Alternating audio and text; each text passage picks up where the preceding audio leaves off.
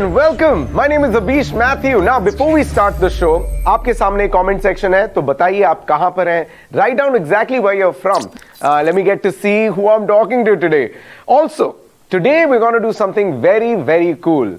Today you will get the answer to the question when your parents come up to you and say, "Beta, क्या मिलेगा तुमको game खेल के?" Because if you stick around, we're going to get you the biggest names, the funnest conversations, and a heartbreaking gameplay. Everybody, welcome to the Omen FanFest 2020. Woo! I know. Please, thank you so much for your fake applause from the stock library. But today we're going to celebrate something really exciting, something that has been considered an underground culture, and now it's pop culture. I'm ABISH Matthew. Let's choose our avatars. Let's put on our gamer tags because we are going to jump off right into gaming. Here are some facts with some fancy graphics. There are 2.7 billion gamers worldwide in 2020. To compare, there are 55 million casual cricket players in India. It's quite big, right? But size this up. Only in India, 250 million Indian gamers. That's almost 5 times the players playing cricket in this cricket crazy nation. A culture only progresses when everything around it also grows, right? From indie music to stand-up comedy to slam poetry, hip-hop, storytelling, every movement has had its golden moment. And now, it's our time. Gaming is breaking traditional boundaries, merging with other cool cultures, and growing like crazy all around India. Comedy, cricket, music, just like that, gaming has become a way to connect with their fans. And tonight, we're celebrating the unprecedented rise of gaming with an awesome lineup of speakers. We got musicians such as 47, we've got comedians such as Samay Raina, content creators such as Nas Daily, veteran gamers such as Hellranger and Manasvivi. The Omen FanFest 2020 is an epic crossover of gaming and contemporary culture. By the way, this is our first virtual event to celebrate games, gamers, and their badass stories. We got people from different cultures, communities, and countries who've come together to tell you a narrative about how they have leveraged gaming into their careers. Now, what would a gaming show be without any big announcement? Don't worry, we got you covered. So, do not leave your seats, or your chairs, or your sofa, or your bed, wherever you're watching it from, because tonight we'll be revealing the mysterious Omen Squad, and you could be the potential 5th member. Not just that, we are also announcing India's first eSports scholarship program. And last but not the least, everybody wants to get their hands on the Omen Crib, your own gaming setup. How you can do that is by watching the rest of the show. That's what I call a cliffhanger. So get ready to talk about careers in gaming. Get ready to talk about your passion in gaming with a lot of music, comedy, and conversations. Get ready to level up.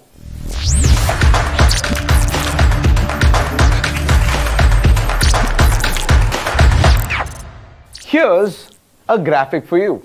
Now, that's not my head because this guy has better nose. As you can see here, gaming has time and again scientifically proven that it's hugely beneficial for us, especially our brain. Now, I'm no neuroscientist, but this is what the brain of an average gamer looks and functions like. After all, if you look at it, gaming is a heavy-duty brain job. Gaming is one of the few aspects that simulates maximum part of our brain at the very same time. Well, you can say gaming is like a super vitamin for humanity. Well, that's just one side of the coin. The other side of the coin is us, the gamers. You might not realize it, but you guys are gaming all the time. Take, for example, flying a drone. Your hand and eye coordination, your pressure sensitivity, your cognitive geolocation, all of these things that I Googled is exactly what you do when you're playing a first-person shooter. Culturally, gaming is integrated within us. Take a look at chess, the biggest strategy game ever. We made it.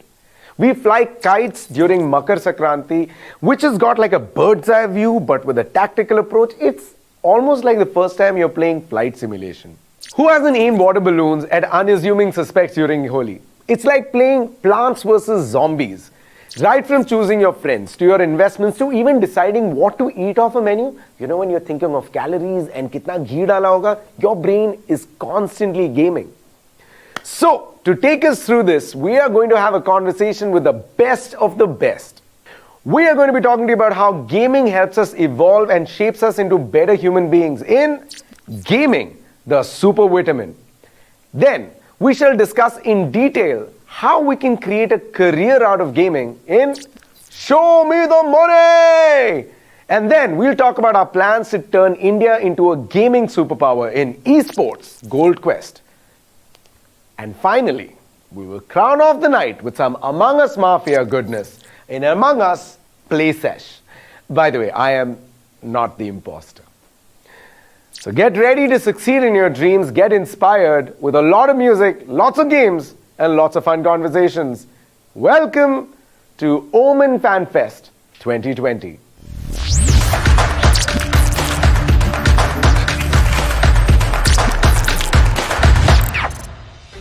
All right, today we are going to be joined by two amazing personalities who are sitting right in front of me.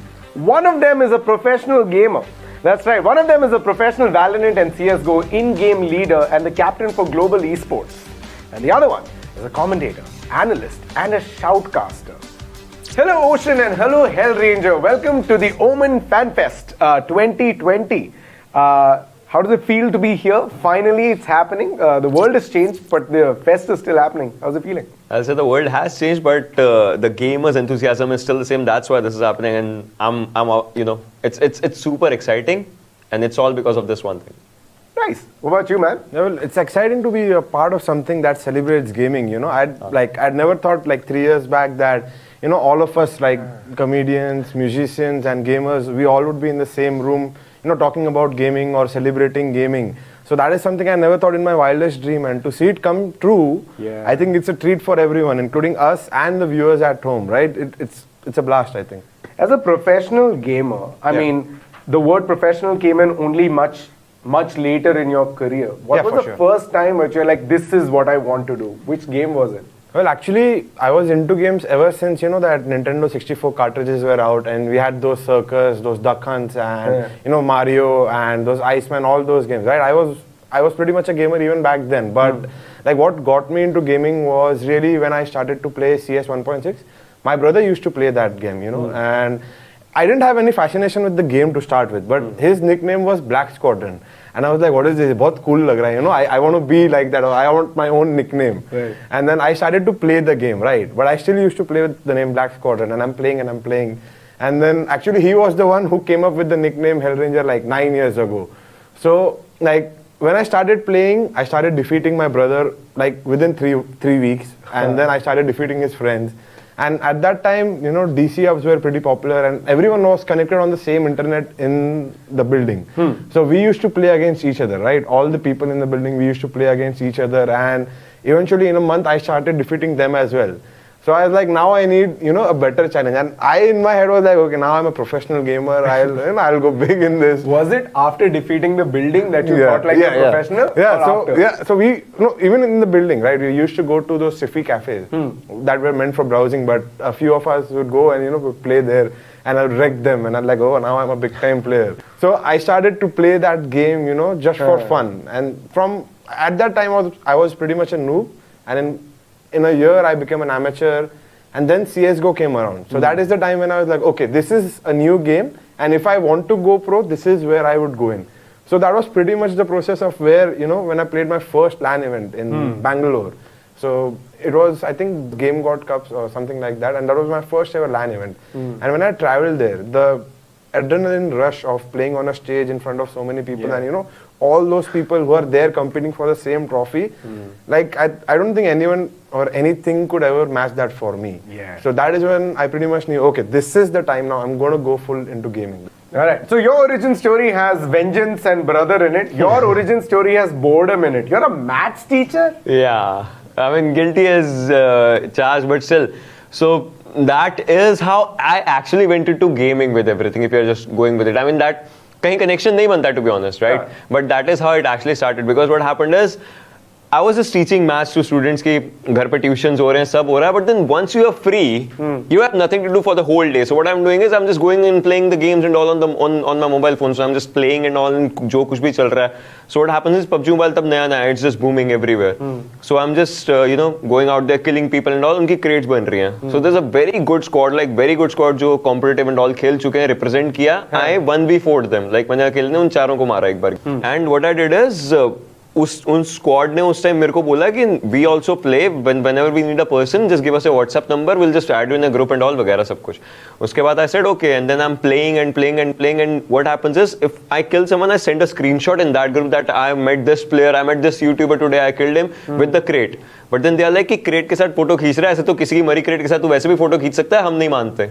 Then I was like कि क्या करूं फिर मैं बताने के लिए. What I did is what they suggested, like my friends that I have never met in my life, they suggested कि record किया कर इन सब चीजों को, cause ये बहुत अच्छा content बन सकता है. But then there was one thing, I'll put this on my YouTube, but then there are thousands of videos जो कि इसी चीज के ऊपर है कि गेम प्ले चल रहा है. Then there are 1000 videos जो tips and tricks के ऊपर है. What should I do जो मेरा content outstand कर सकता है? So I started teaching game. I was teaching game mechanics, like what is aim assist, like physics क्या है, किसी gun का physics क्या होता है. I was teaching that thing, so my tuition kind of like my teaching abilities kind of helped me grow out here. So that's how it just just summed up. Oh wow, that's why it's so unique. Yeah. Then just going and playing the game या फिर screenshot उठा के डाल दो. Here you're telling them what it means. All of us while growing up have played different games. We've all played games and it's all shaped our personalities in different ways. But now that you are in the professional league, both of you, as a caster and as a gamer, how do you think, like for you, how do you think gaming has changed your personality to who you are today? Because you're an in-game leader, you are rehearsing and practicing every single minute. So how does that change your personality? Like, I've been gaming for the better part of 11 years, but 7 years ago was when I decided, okay, I want to get into this, right? So, like, I've been very persistent, right? This gaming has taught me persistence firstly, right? If you lose to someone, right, you want to defeat them the next time. So you become persistent. Like, we start from the bottom, right? We're maybe like 150th or 200th best team in India, right? You go your way up and up and up. It's almost like the ant and the hill, right? You keep climbing, you keep climbing, you keep climbing until you get there, right? So persistence and hard work, those are the two major factors which gaming has taught me, And secondly, being an in-game leader, right? It's very important to be calm during pressure situations. So, right, when I started, I used to rage or tilt a lot, even on my teammates, even on myself. I was very emotional, So that over the years has reduced a lot. So I have become a much more calmer person. I'll treat my team the way every team should be treated, right? I'll try to do that. I'll try to keep my rage in check, and that has helped me become a calmer person, and especially it has helped me deal with pressure situations. So right now, I've played maybe over 100 or 200 events, right? So when you're at that event, when you're playing in that pressure, right, you get used to dealing with that pressure. I still remember my first event, right? My hands were shaking. I could not hit a bullet. And I was so nervous that, oh shit, my team is going to lose because of me. I can't play this game, or what am I doing? I should just leave playing. And then to now, when even in loss, right, you're calm and composed, you discuss, okay, this is why we lost, this is what we need to fix. This is it. You have a game plan already set. So that is something that has changed over the years. You become, you almost become ready to absorb that pressure, right? Yeah. And then, like, you become a better person in general, right? So now when I'm under a pressure situation, even in real life scenario, I don't crumble. I'll always think of logical solutions, or what are the possibilities, and what I can do to fix or make it the best, right? So that's pretty much about it. That's actually great. Gaming has made you persistent, great leader. Gaming has made you into a personality that finds out entertaining things to put through. I, by the way, learned all the history I know because of Age of Empires. So all I'm trying to say is that it has made me a better human as well. Now there's enough research out there to tell you that if you're a gamer, your social skills are really good. But today I'm going to be introducing you to somebody who used gaming to get to Harvard, and from a shy person went to become one of the most viewed and most loved person in this world. It gives me a lot of pleasure to bring to you none other than Nas Daily. I think they hate me. What's up, guys? How are you? We're good. How are you? I'm alive and kicking. I feel like I'm back to gaming life, just talking to three guys. That's actually pretty nice. That's actually how the gamers, just go with everything. Yeah. Nas, thank you so much for joining us. We've been very excited to meet you, and thank you so much for being patient with us. I had no idea. I knew about you a lot because of your work, but I had no idea about gaming. How were you introduced to the world of gaming? Oh, dude, I think I think we may have, like, all of us, we have similar backgrounds, right? Like, my dad bought me a PC, the dial-up stuff, a PC, and then because I don't have a credit card, I don't have any way to pay money on the internet. The internet was not a thing back then. You just have to download every single free game and only play the free games. Then I got into a lot of different games, and one of them was, I don't know if you guys know this game. It's called America's Army. It is insane. Do you know that game? No. What is it about? Is it a first-person shooter? What is it? That really disappoints me because it's not very popular. So this is what's crazy about this, okay? This is a game developed by actual US Army soldiers. So the soldiers, the software engineers would build a game, and then they would distribute it for free.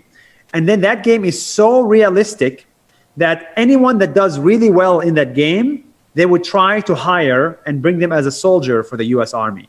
So it's kind of like a training game for soldiers. It's like flight simulation, but for like the military. Yeah. Really? Does that game exist Wow. even today? Do you play I it? think it still does. It's crazy. So people would get, like, called up, who's good. So the game is really realistic, and that's why I fell in love with it.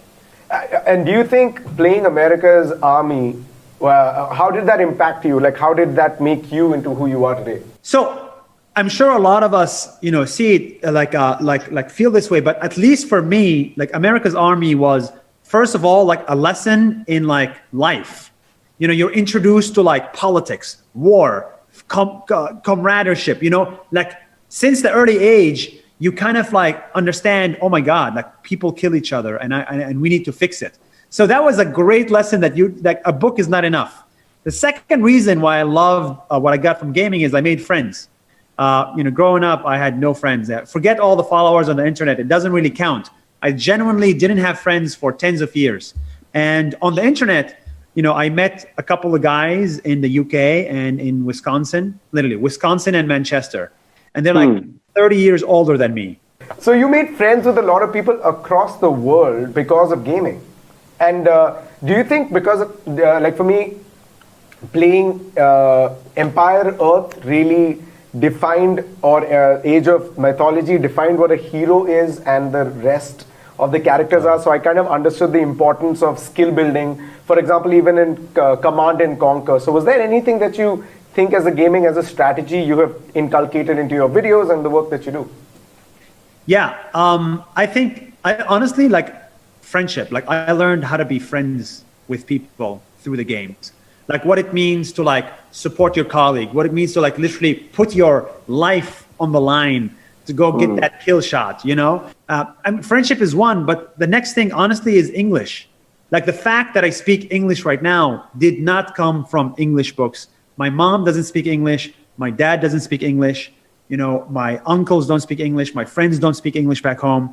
The main reason why I learned English is because of my friends in this clan that you join the video game, and they teach you everything about English, the good and the bad. And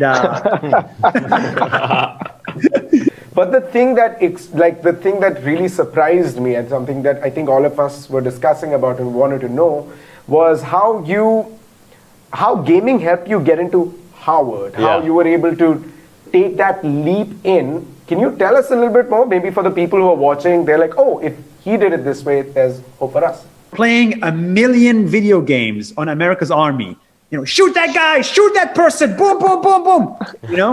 You develop confidence and English. And because I had the English skills, I could literally apply to Harvard, and they gave me a full scholarship. I didn't have to pay anything. And that really was the beginning of Nas Daily. Without playing video games, I wouldn't be where I am today. And I don't think any of you guys would be where you are today. Let's say the gaming Nas, is it the same as the one we're speaking to right now? Or is there a hood that comes off and you're like, oh, I'm gonna take everybody down? there is a slight dark side to me. I knew it. Yeah. I knew it. I knew there is a dark side. Boom. And you know what? You guys make it come out. You're making it. If we talk for another hour, it'll come out. There's a side of me that just wants to win the game. There's a side of me that just wants to get a headshot, just wants to just get that adrenaline rush and just do something.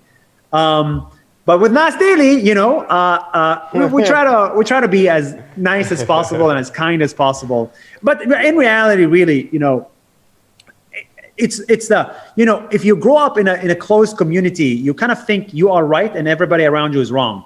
And Right. when it came with like gaming, I getting to know a war veteran in America and making him your friend, and then getting to know a paramedic in the UK, and then a waiter in Amsterdam, and then a physicist in Finland, all playing video games together.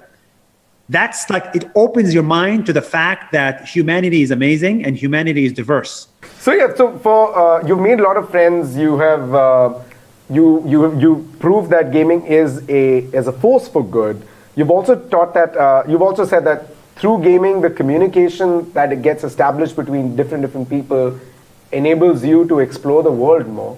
There are lots of fans of yours here, and a lot of them are gamers. A lot of them are people who are, in the threshold of should I not. So if there's something you could tell all your fans here in India about gaming, and what is the message you would like to share with the gamers? So look, that's such an interesting question, because every time I got on America's Army and Call of Duty and Counter-Strike, every time I got to play that game, my dad would tell me, stop playing video games, go read a book. And I would always tell my dad, Dad, I swear to God, this game helps me more than the book. It helps me a lot. And I'm so sad that you cannot understand it or see it. And, 10 years later, now he's the biggest fan of Nas Daily. And he's like, yeah, play more video games. So my advice to everyone watching this would say, play the right games. Like, I'm not a fan of every game. And I'm very upfront about this. Not every game is good for you. But there's a million games out there where you can make friends, develop your confidence, develop your language skills, your teammate skills, your everything. And I've always been a fan of being strategic with everything I do in life. I knew I wanted to be here now when I was 15. And the best way to get to where I am now, if you're 15, honestly, is to make friends in a video game. Awesome. Nas, this is incredible. Thank you so much for joining us, and thank you so much for telling us your entire journey with gaming. And thank you so much for telling everybody about what they should do and why gaming is important. Just 1 second. Mama, I am talking to you. Gaming is good, but when it's on the phone to kill time because you don't want to talk to Pa, not good. I've got other recommendations. You got XCOM, we got Age of Empire, we got Empire Earth. Learn something about it. Nice. Thank you so much, Nas, for joining us. Once again, okay, ready? On the count of 3, 2, 1. Give it up for Nas, everybody! Yay! Great to meet you. I think we'd be great friends if we met in real life, and hopefully we can do that one day. Keep up the great For work. sure. Thank you. I'll see you in America's Army now. Yeah. Bye. Bye-bye. All right, that was Nas. This was an incredible conversation that we had where we were trying to find out everything good about gaming and how Nas is where he's at and how gaming helped out. Good, the fact that we are parentally approved in gaming, right? It's very lucky for us. Chalo, समय आ चुका है to bring on screen somebody who has blended the world of streaming, gaming and comedy so effortlessly. And he is the reason my Wikipedia is going to get blocked for sure. He dabbles with the ancient game of Shatranj.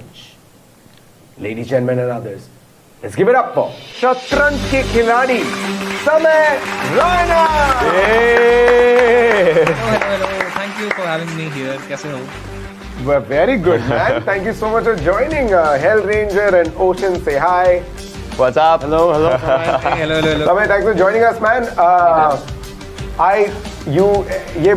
ये थोड़ा वो emotional moment हो रहा है मेरे लिए because earlier Samay used to be a purist stand-up comedian, बहुत pure तरीके से. अब अब हमने विदा करके आपको दे दिया है कि प्लीज टेक केयर ऑफ हमारा अनमोल रतन गेम कॉमेडी इंडस्ट्री से गेमिंग इंडस्ट्री में आ चुका है ये तो मतलब टीका लगाना पड़ेगा सर आप पे dude how was this journey but I have seen this journey from like how it started can you please tell them how it started off and why it happened हम लोग तो सब स्टैंड अप ही कर रहे थे यार फिर हमें पता चला कि अब नहीं कर सकते हमने बोला क्या करें फिर कुछ तो करें तो ऐसे because we are stand up comedians we want attention बचपन से अटेंशन नहीं मिला तो अब हमें चाहिए तो दैट्स आवर एंटायर गोल तो इसलिए स्ट्रीमिंग मैंने देखा Tanmay and all they recommended to me in fact guys Ocean and Hellraiser do you know मैंने जब अपना सेटअप खरीदा था मेरे को खरीदना भी नहीं था मैं अभिष से कर गया था चिल करने और अभिष अपने लिए सेटअप खरीद रहा था स्ट्रीमिंग के लिए तो मैंने कहा ठीक है मैं भी खरीद लेता हूँ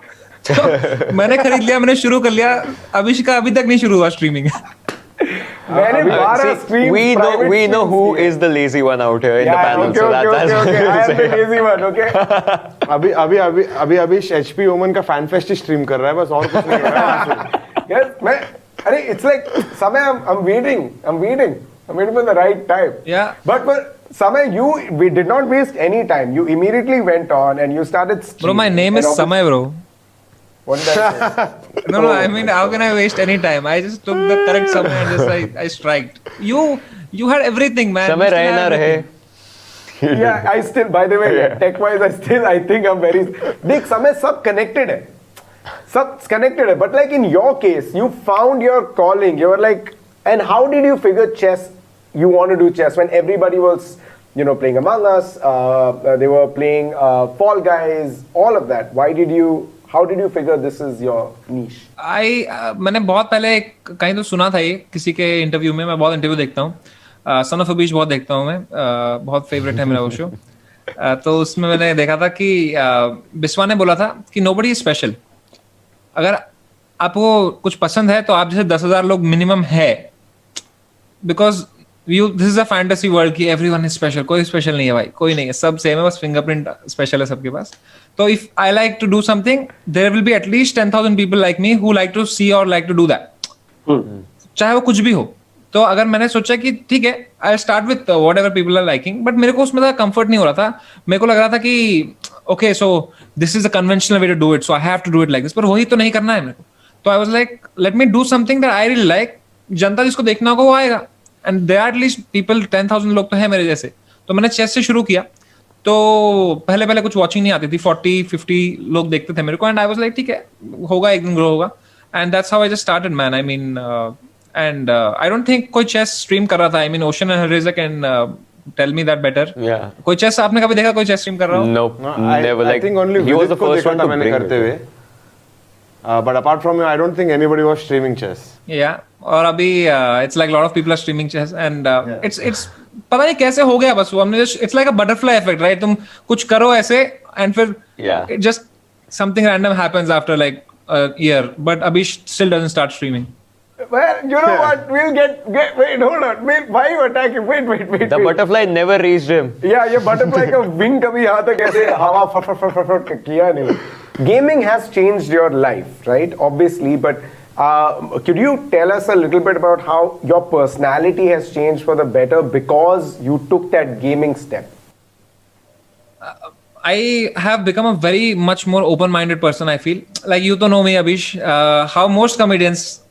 प्योर एकदम स्टैंड अप ही लिखना है और कुछ नहीं करना है जोक के पीछे भागना है we have to understand there has to be a reason for a joke ऐसे कुछ बकवास जोक नहीं करना है ऐसे but because of the lockdown since I couldn't go on stage I realise that I am a creative person first and a stand up comedian after that तो मेरी creativity और भी कहीं से बाहर आ सकती है doesn't have to only be stand up तो that's how I have now started respecting every creator in a way कि यार क्रिएटिव तो ये भी है पर इसका कुछ और तरीका है क्रिएटिविटी निकालने का है ना तो that is how I think I have become more open mind मैं किसी भी क्रिएटर को देखता हूं अभी एंड आई अप्रिशिएट कि भाई इसमें कुछ तो सही है इसलिए इतना ही हैज दिस ऑडियंस और शी हैज दिस ऑडियंस तो that's This is really good, by the way, for because a lot of people who are from the gaming industry, as a stand-up comedian, right? अपने को वो artist वाले उसमें आता है कि oh, it needs to be exactly like this.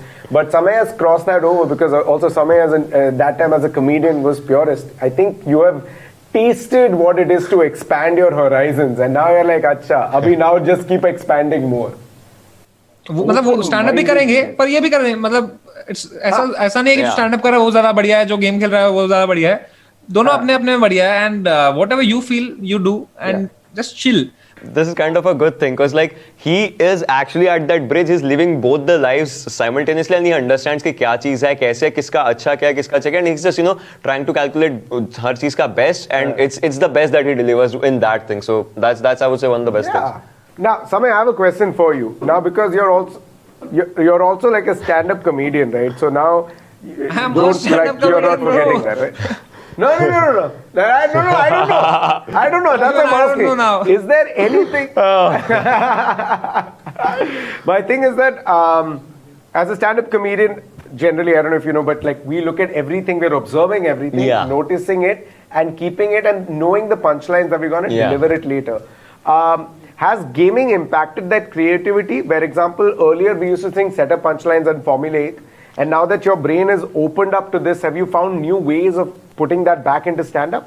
Yeah. I think because you're live streaming, you require at least I am मैं हर 2 minute में कुछ ना कुछ फनी करना है, क्योंकि that's my thing on my stream because that's who I am. मेरे को हर बार कुछ ना कुछ करना है time pass, and it's I think similar to very stand-up because वो जो रिएक्शन है, जैसे हम लोग जब स्टेज पे रहते हैं हम जोक मारते हैं, लाफ आता है वहां से, तो जब तुम स्ट्रीम पे कुछ फनी करते हो तो चैट में लाफिंग इमोजी आ जाते हैं, तो it's the same thing over there. So I have become more free as a person because अब मैं बहुत इन द मोमेंट में जोक मार देता हूँ कुछ, मैं बहुत कंफर्टेबल हो गया हूँ अपने साथ, and I think now when I go on stage in December I will be more comfortable on stage. I think I will be more और मोर ऑफ मी. मैं पहले now that I look back at my comics and performance I am like यार ये नहीं हूँ मैं, यार ये नहीं हूँ मैं. You always after every year you grow as a you become a different person and look back, ये तो नहीं वही होता ना जब पुराना Facebook स्टेटस देखते हो 5 साल पहले का कि क्या था यार मैं छी यार ये क्या किया था मैंने, क्यों किया था मैंने. तो वही वाला सीन है. But now I think I have grown so much more in this one pandemic. I think it will show in my stand-up. Awesome. Thank you so much, Samay, for joining us. Just I think तीनों की तीनों हैं तो ताली मारी दे. Thank you, man. Thank you so much for coming in. This is incredible speaking to you. And I'll catch up with you very soon. See you guys. Bye-bye. Take care. Please make sure. Bye-bye. Well, if you have to ever tell someone that gaming can change your life, there is no better example than Nas. But if you ever come across this question, has gaming given new life? There is no better example than Philip. Please welcome the man who kicks ass only using his mouth, none other than Philip. Thank you so much, Philip, for joining us. How are you doing? What time of the day is it? I'm very well, and my time here is 4 p.m. Oh. Wow, it's evening time for you. Yeah. That's great. Philip, I've got a question. Sorry, go on. Yeah, and it's a little bit cold. That's why I wear my hoodie. Okay, good. So I guess I'll join you so that you don't feel. I think let's all pull Philip. Philip, there we go. Do we look good? Do we look as good? Good. Philip, I wanted to understand from you, like this is your inspiration into getting into gaming. Out of all the things that you could do, why did you choose gaming? Because I used to play before my accident a lot. I'm a little bit older than you guys. I think I'm 40 years old, and I used to play PlayStation 1. I had my accident when I was 16, and I used to play games with my homies a lot. We played PlayStation. My first game was actually Pac-Man. You know, every time I'm playing a game, like I remember cheat codes from games. Do you have any first-time memory of your first cheat code ever used? I have to admit, after my accident, so for explanation, I can't move my hands at all. I can move my arms a little bit, but I can show you my hands here. I can't move them. I can move my fingers. And after my accident, I wasn't introduced to the quad stick here, this device at all. I think I have my quad stick now for a little bit over 2 years. And before I had my quad stick, I only used to play with trackball. and on the left button I run, and on the right button I shoot. And to get along through the levels, I always used God mode. Oh, so for you, using God mode enhanced the games quite differently than the rest of us. Yeah. So now, as far Without the God mode, I was already dead after the first 2 minutes. that's the initial. Can I take a look at your setup a little bit more? So when you use when you use your mouse, is that like the joystick that allows direction? Yeah, I can show you if I do this. Yeah. That's WASD. It's like a that's a joystick. WASD. Yeah, I can write my own scripts, and the device has 3 holes.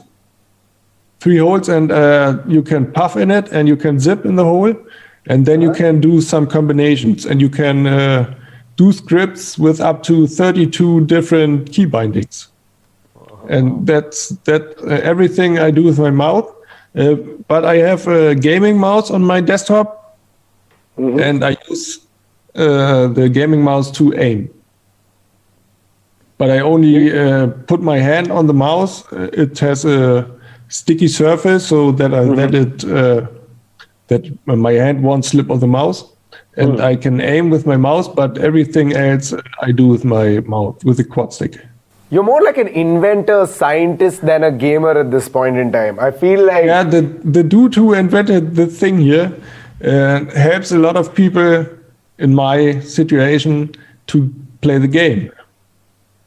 it's amazing. It is amazing to know that there are, for someone who's so passionate about gaming, nothing can stop you. Now, I wanted to ask, not just with in life, but ever since the accident, because you have enabled yourself to play games in the way you are, do you think gaming has kind of pushed you as a personality to look at what else can I do that can enable my life to be better?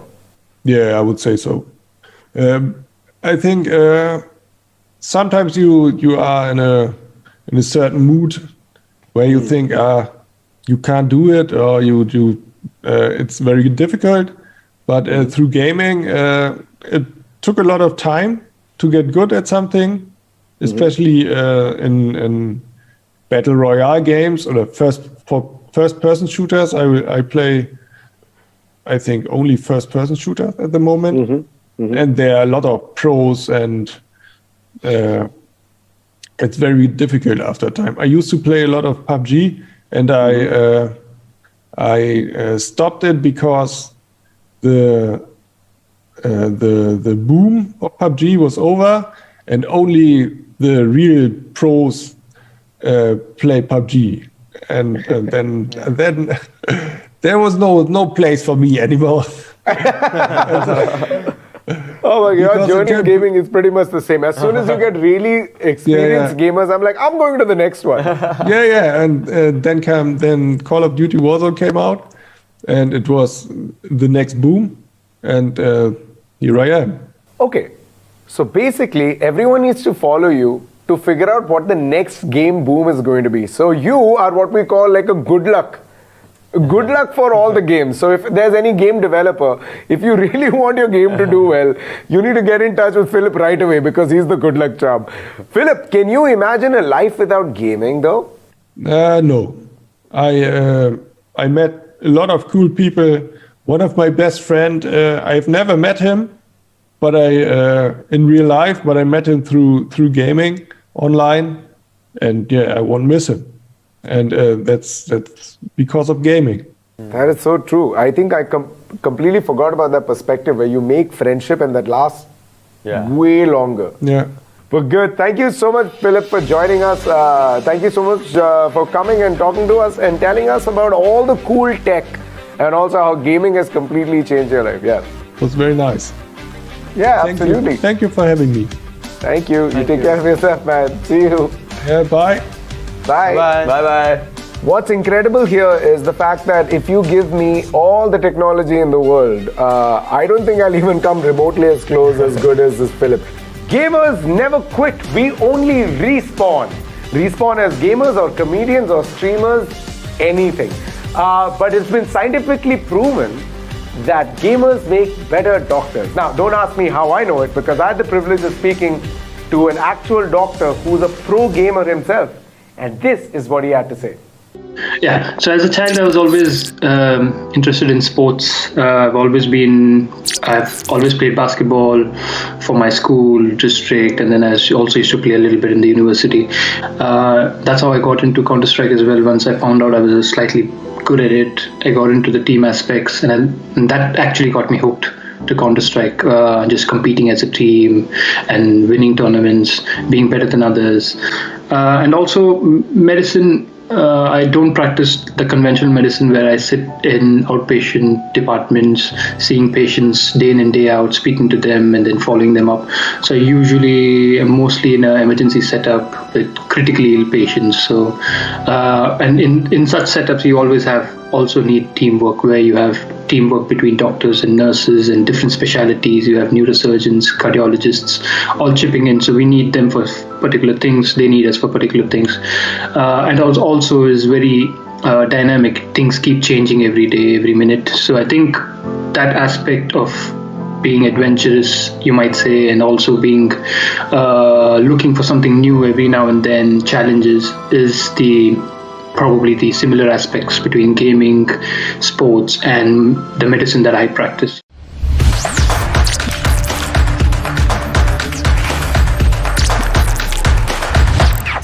All right, I think काफी chit chat हो चुका है हमारे बीच में, but we got something very special lined up for you, a track that I know all the gamers are going to love because it's made with love from one of the most OP rappers in the country. Enjoy.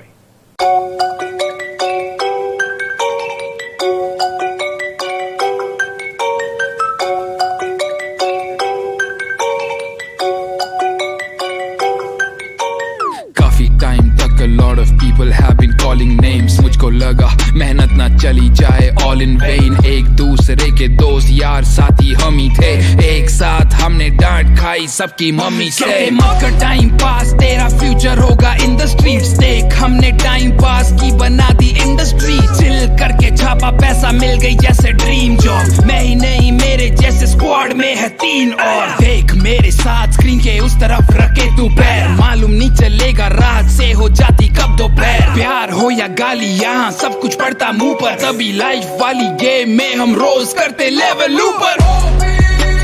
रस्ते चाहे उबड़ खाबड़, लड़के अपने super Chavand, यही अपनी super power. सारे लड़के अपने बैड बॉयज, राइवल करे sad noise. OP in the chat boys. रस्ते चाहे उबड़ खाबड़, लड़के अपने सुपर चावड़, यही अपनी सुपर पावर. सारे लड़के अपने बैड बॉयज, राइवल करे sad noise. OP in the chat boys. Dedication एक नंबर, फोकस सारे ब्रोज, क्योंकि टारगेट लॉक वाली प्रैक्टिस करी रोज. हम करते हैं वो जो बहुत कर नहीं पाते हैं, बस आवाज सुन के हमें लोग पढ़ने आते हैं. कैसी भी हो सिचुएशन बस अपने आगे भेज दो. हम टैक्टिकल हैं, खुलने से पहले कर देते case close. Calm and compose जैसे players on a race course. ऐसे सीखा हमने काबू करना अपनी रेज को. देख मेरे साथ स्क्रीन के उस तरफ रखे तू पैर. मालूम नहीं चलेगा रात से हो जाती कब दोपहर. प्यार हो या गाली यहाँ सब कुछ पड़ता मुंह पर. तभी लाइफ वाली गेम में हम रोज करते लेवल ऊपर. रस्ते चाहे उबड़ खाबड़, लड़के अपने सुपर चावड़, यही अपनी सुपर पावर.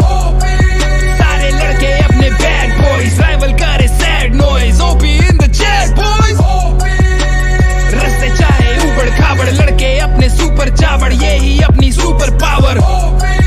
सारे लड़के अपने बैड बॉयज, राइवल करे sad noise. OP in the chat boys.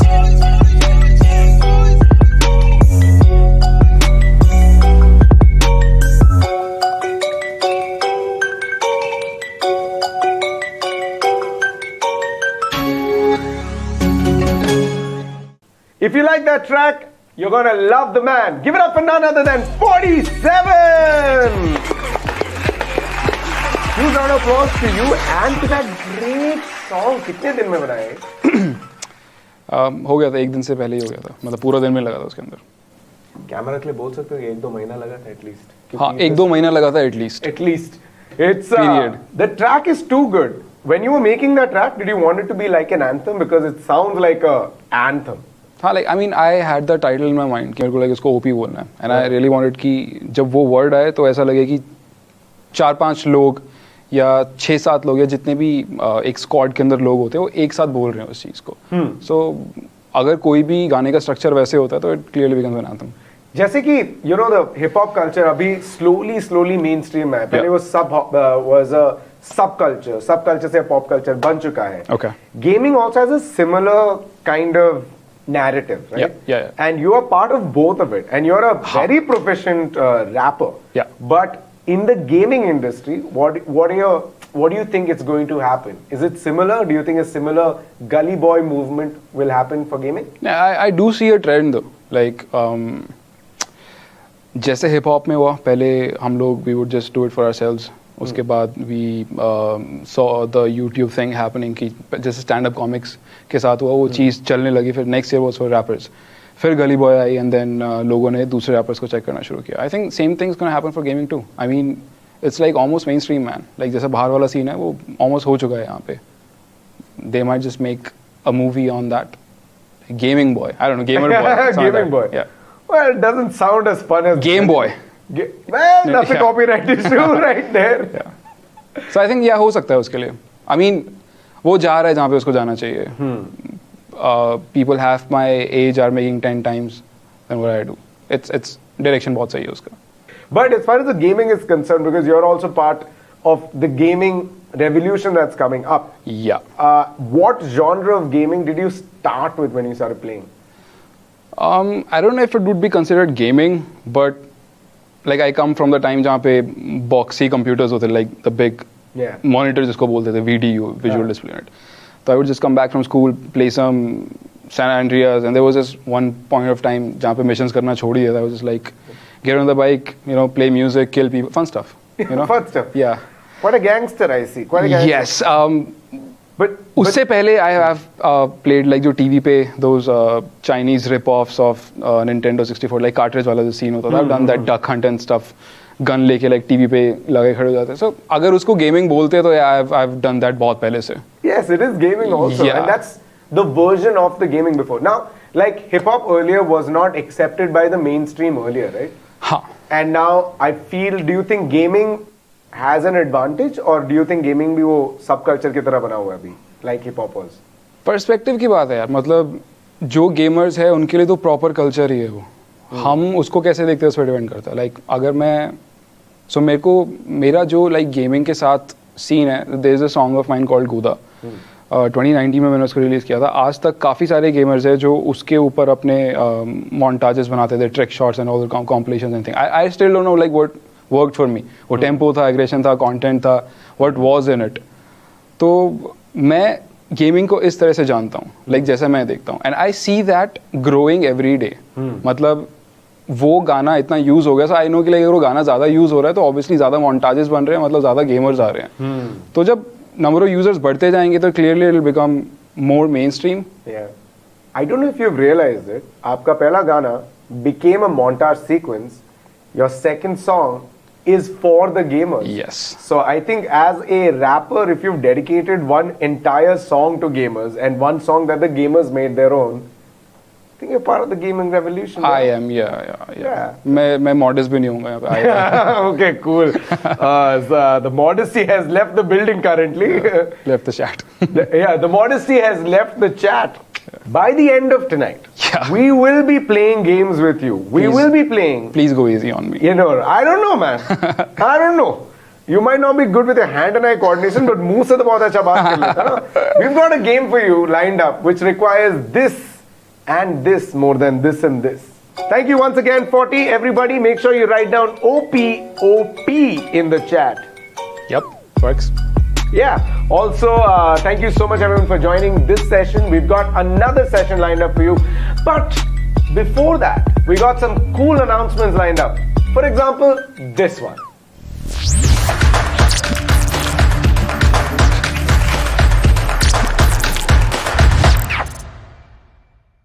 Hello gamers, thanks for joining us for Omen FanFest. At Omen, we are working to make the entire ecosystem better for gamers to play and progress. we have put the best of Omen in one custom rig. And today I am super excited to reveal that this beast could be yours when you upgrade to an Omen laptop in the next 1 month. Let's look at this dream battle station and I will tell you more about it.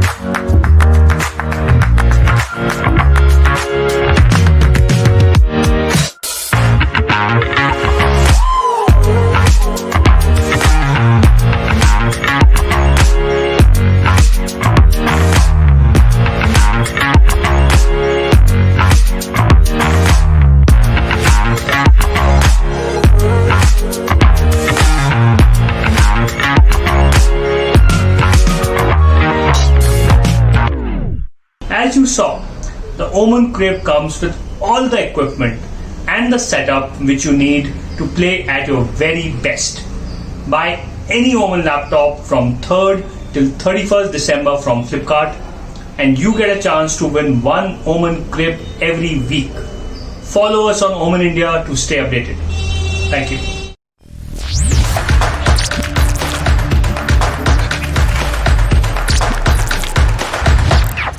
All that is pretty damn cool. Thank you so much, Prashant.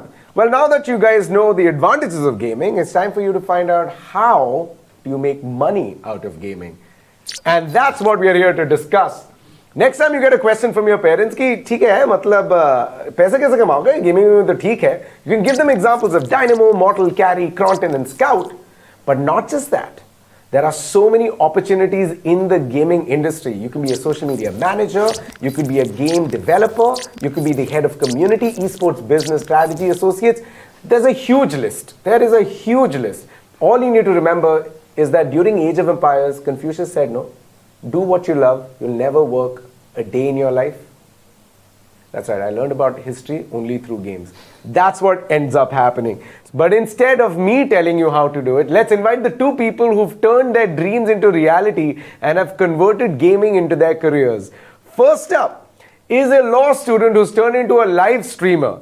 And joining her is the head of Team Fnatic and eSports entrepreneur. Everybody make some noise for none other than Manasvivi, and Nimish Rao. Nimish? Nemo? What should I call you? Nemo? Nemo, yeah. I'll call you Vivi then. Vivi and Nemo. Thank you so much for joining. Okay, first question to you, Vivi. You're a streamer. You're a live streamer who started generating a lot of fan interaction and a lot of people have started following you. What was that first step in which you're like, this is something I really want to do and continue with? So live streaming happened to me by chance, actually. I was actually looking for an internship as a social media manager because that is what I used to do prior to getting into gaming. And these guys, so it happens to be a brand that is related to gaming. And they were like, what we want you to do for us is, live stream on our social media pages. Because we've seen you interact with the community and I think it would be a good match for you. And I live streamed for the first time and I had never imagined, I got 5,000 views and it was a huge thing for me because I had no, in fact I was a casual gamer back then who used to go to the cafes for every Sunday. I didn't even have a gaming PC back then. So that is how I got into gaming and because I'm very socially social media extrovert is what I would like to call it because I use my Facebook as my diary, personal diary. Like there was one I put up stuff like what guys, today I ate jeera instead of soft, so like all that bullshit, and which is what people like to hear from a streamer. You're just playing games. I think skills count up to a lot, but then again people are looking to have fun because they play games as well. So that's a good point that you brought up. Like as a streamer, it's charisma over skill. It doesn't mean that you should have both, but it's the charisma, it's a personality, the entertainment that comes through. But in esports and when it comes to competitive sports in general, especially with you, Nimish, that skill that needs to be built up That was again a journey till you got there. Like, how did it start for you? Did you have that clarity up top? Well, I'm gonna say I'm not really a professional esports athlete as such. I'm more on the management side. But the funny part is that I think my career in gaming started when I was like 11, maybe actually 10. My father bought me a lot of video games, so I had like 8-9 consoles at one point. And I had a friend who had he was a collector of cartridges, so he had like some 100 odd. And I started this company called Nemo Rentals, and I would rent out video games, to people in my colony. And I think at 11 I was making like 1,500 or 2,000 rupees a week sometimes. Wow. So yeah, I guess it kind of stayed back with me at one point that video games can actually make you money. Do you think the money that you're earning or the investment that other brands are doing is enough to survive, or is it enough to thrive? I mean, investment part, I would actually like to tell you how I began the whole journey. Like I told you, I didn't have a gaming PC. Right. So for me, but I loved streaming. So what I used to do is I used to go to the gaming cafes, and then I used to stream from there. Okay. But it required money, right? I would stream for like 4 or 5 hours, and per hour they would charge about 60 rupees, 70 rupees. Nice. And I'm a student, so I don't have any source of income.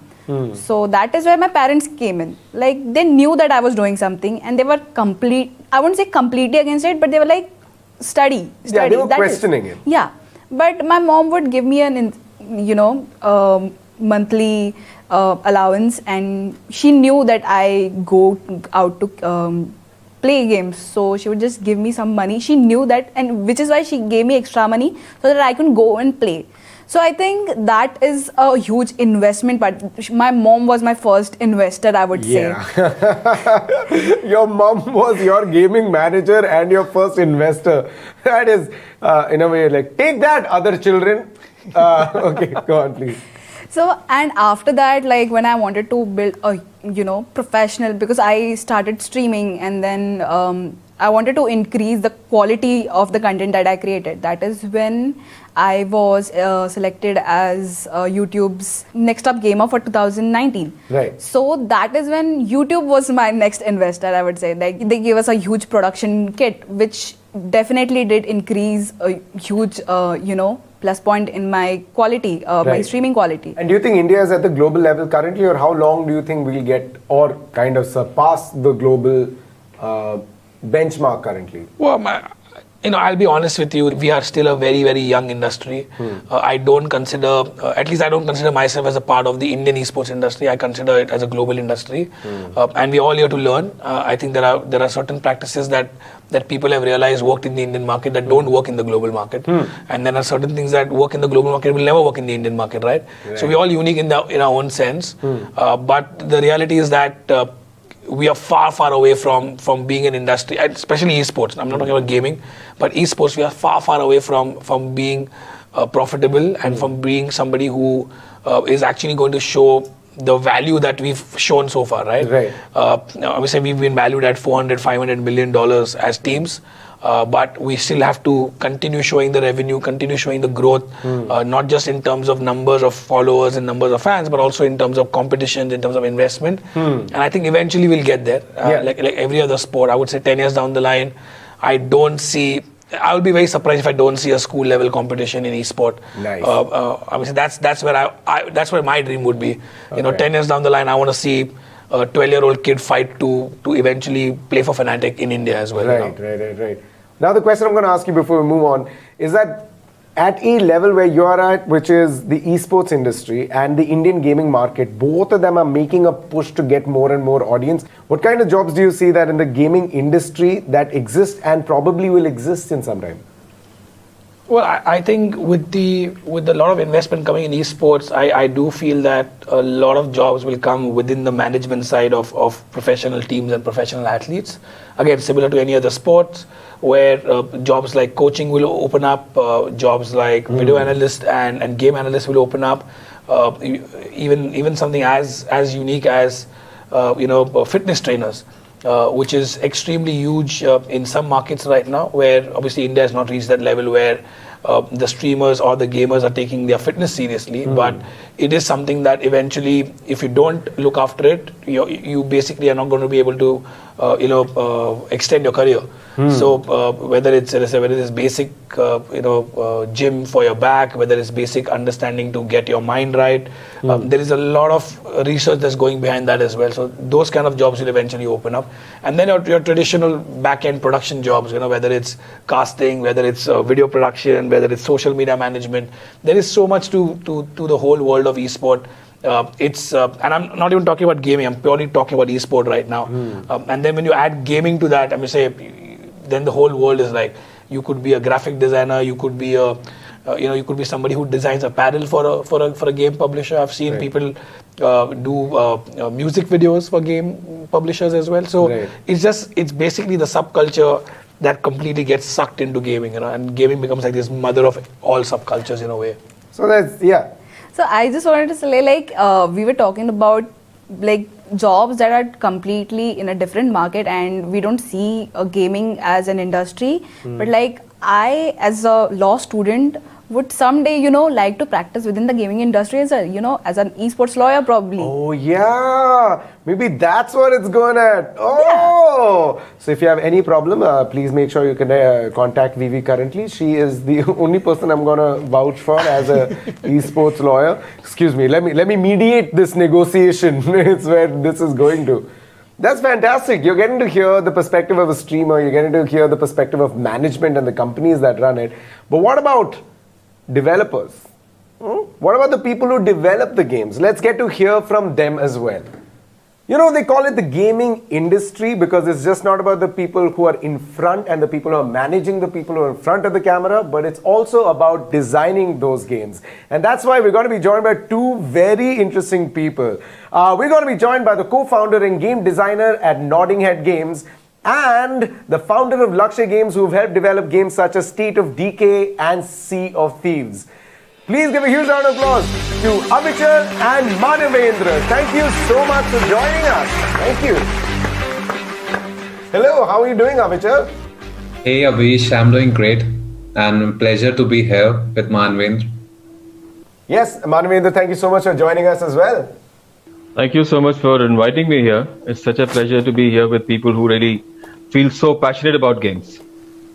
Absolutely, but we wouldn't be passionate about games until you guys made those games. So we need to thank you and the hours that you spend coding, speaking to your design team, trying to be like, hello, put it in the right place. Otherwise, how will the hands probably move like that?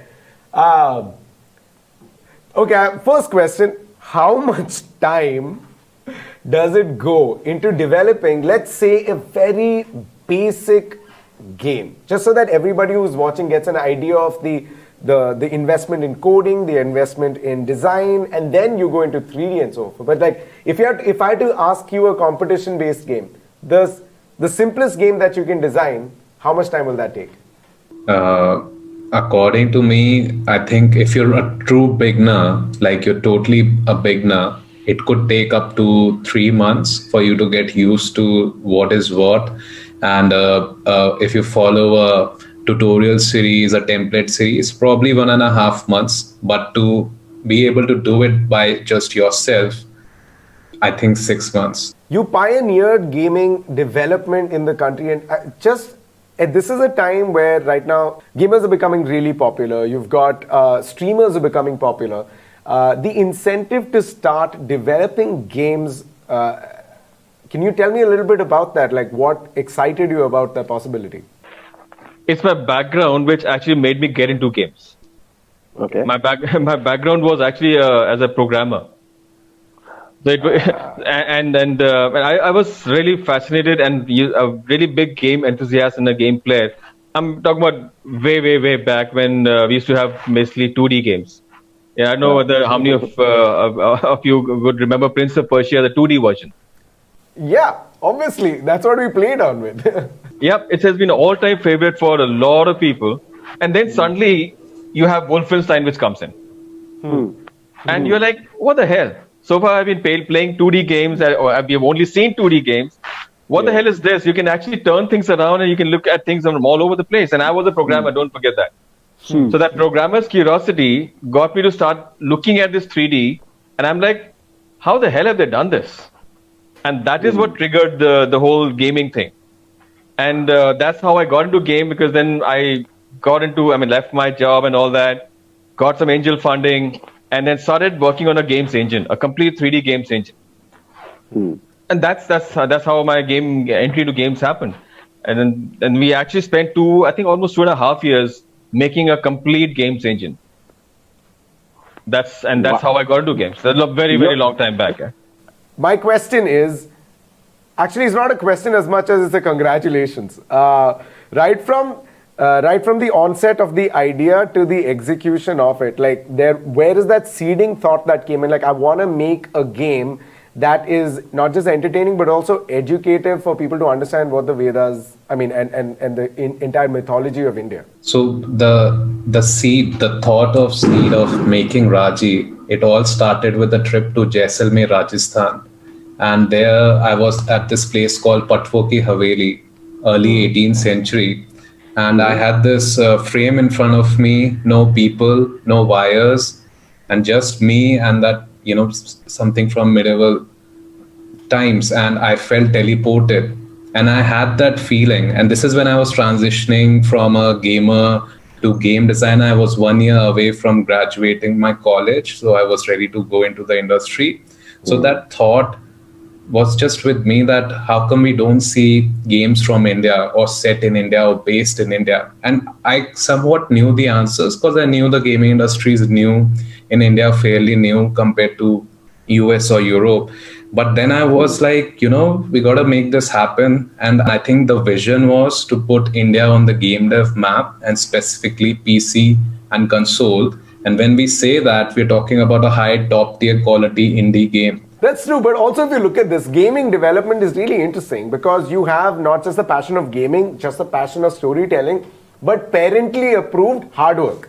Like coding comes into this, technical skills come to it. How the mindset has changed from the early 2000 to today. Early 2000, when like I was saying, I was like getting into gaming. You know what was the first thing my father asked? Are you mad or are you okay? बच्चे time बर्बाद करते हैं games में. You're going to make it?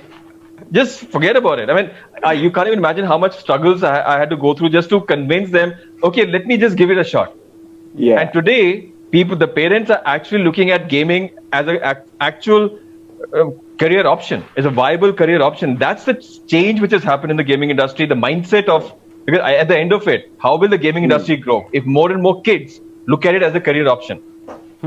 And for that, the parents need to have the mindset that, okay, this is something is viable. It's okay. Yeah, you know what? For all the parents who are watching it right now, okay, and for the students who are also watching it, gaming is this one industry that's like just developing. That means it's the best time to enter now and train and educate yourself, because by the time the industry catches momentum, you would have already been so ahead with it. You've got the technical knowledge, you get storytelling abilities, you also get like the ability to play better. But here's a question again. I'm going to ask you specifically, if you had to tell an entire generation, whoever is watching, Avichal, would you like to tell Sharma uncle and Sharma auntie why game development is exactly what their child, Junior Sharma, needs to do? Game development is something Junior Sharma must do, because game development is a beautiful place where storytelling, coding, VFX, art, music come together to create magic. And this is where passion comes from. This is where the gamers find passion. And just to give context to Sharma uncle and auntie, gaming industry eclipses movie plus music industry. That's how far games have come. So if you're still thinking it's a waste of time, you need to go on Google and ask Google. Yeah, to that, what I would like to add to that point, because is something which is for Mr. Sharma and Sharma uncle and auntie, they need to understand that gaming is a $160 billion industry. And you combine movies, music, theater, animation, all of them, you will barely reach 100 billion. Now, where do you want your kid to be? In our industry, which is like double the size of all the other creative things put together, or just somewhere else. So now it's just a question. It's a perspective. Yeah. And in India, people don't understand that much because they haven't seen the gaming Bigger universe. picture. They haven't seen the bigger picture. Correct. But you don't realize gaming is the largest segment of entertainment industry globally. Put all the other together, and gaming is still the biggest. I think your answer to Mr. and Mr. Sharma aunty just numbers. You had them at $160 billion industry. बाकी सब उनको सुने दे इतना जाओ. I feel like Sharma uncle and Sharma aunty will start reproducing more kids to go into gaming so that they can start their own development now. They'll be starting classes on game development. Yeah, which reminds me, now the final question is that if somebody wants to enter game development, what is the first step that they can do? Madhavendra, would you like to tell us, like if someone like me or Junior Sharma has to enter, what's the first step they need to do? Where can they go? Parents will not like it, but start playing games. Because the more games you play, the more you understand the industry. The more games you play, the more you understand what goes into making a game. Because for me, because I don't want to be, I just want to just jump into something and then ask a question. Okay, now what do I do? It's very exciting to say I want to get into game development, but it's more important to actually play the games. Because when you're playing games, you're looking at all the aspects, and don't play it as a player.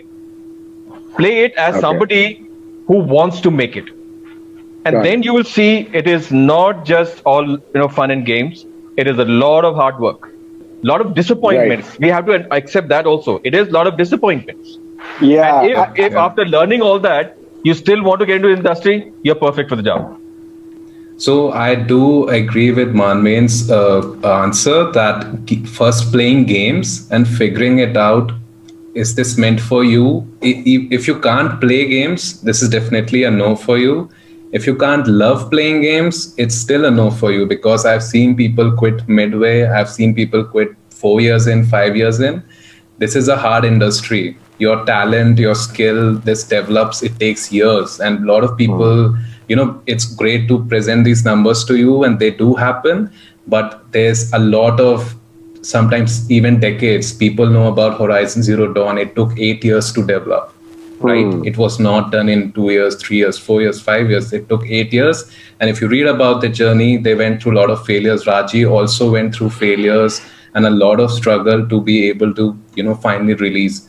And all the kids, I would say, in game industry, all the branches come from 3 pillars: game art, game programming, and game design.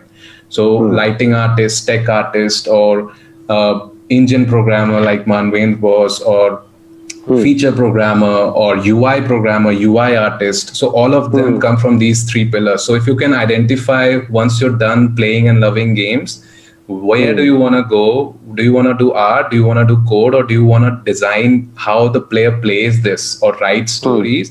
It all starts with these 3 pillars. And I think that's where you should do your own research and figure it out for yourself. What do you really want out of this? Because this is a very long and a hard journey for a lot of game developers. And your passion and your skill set is what's going to make you survive. And you have to be a team player along all of this.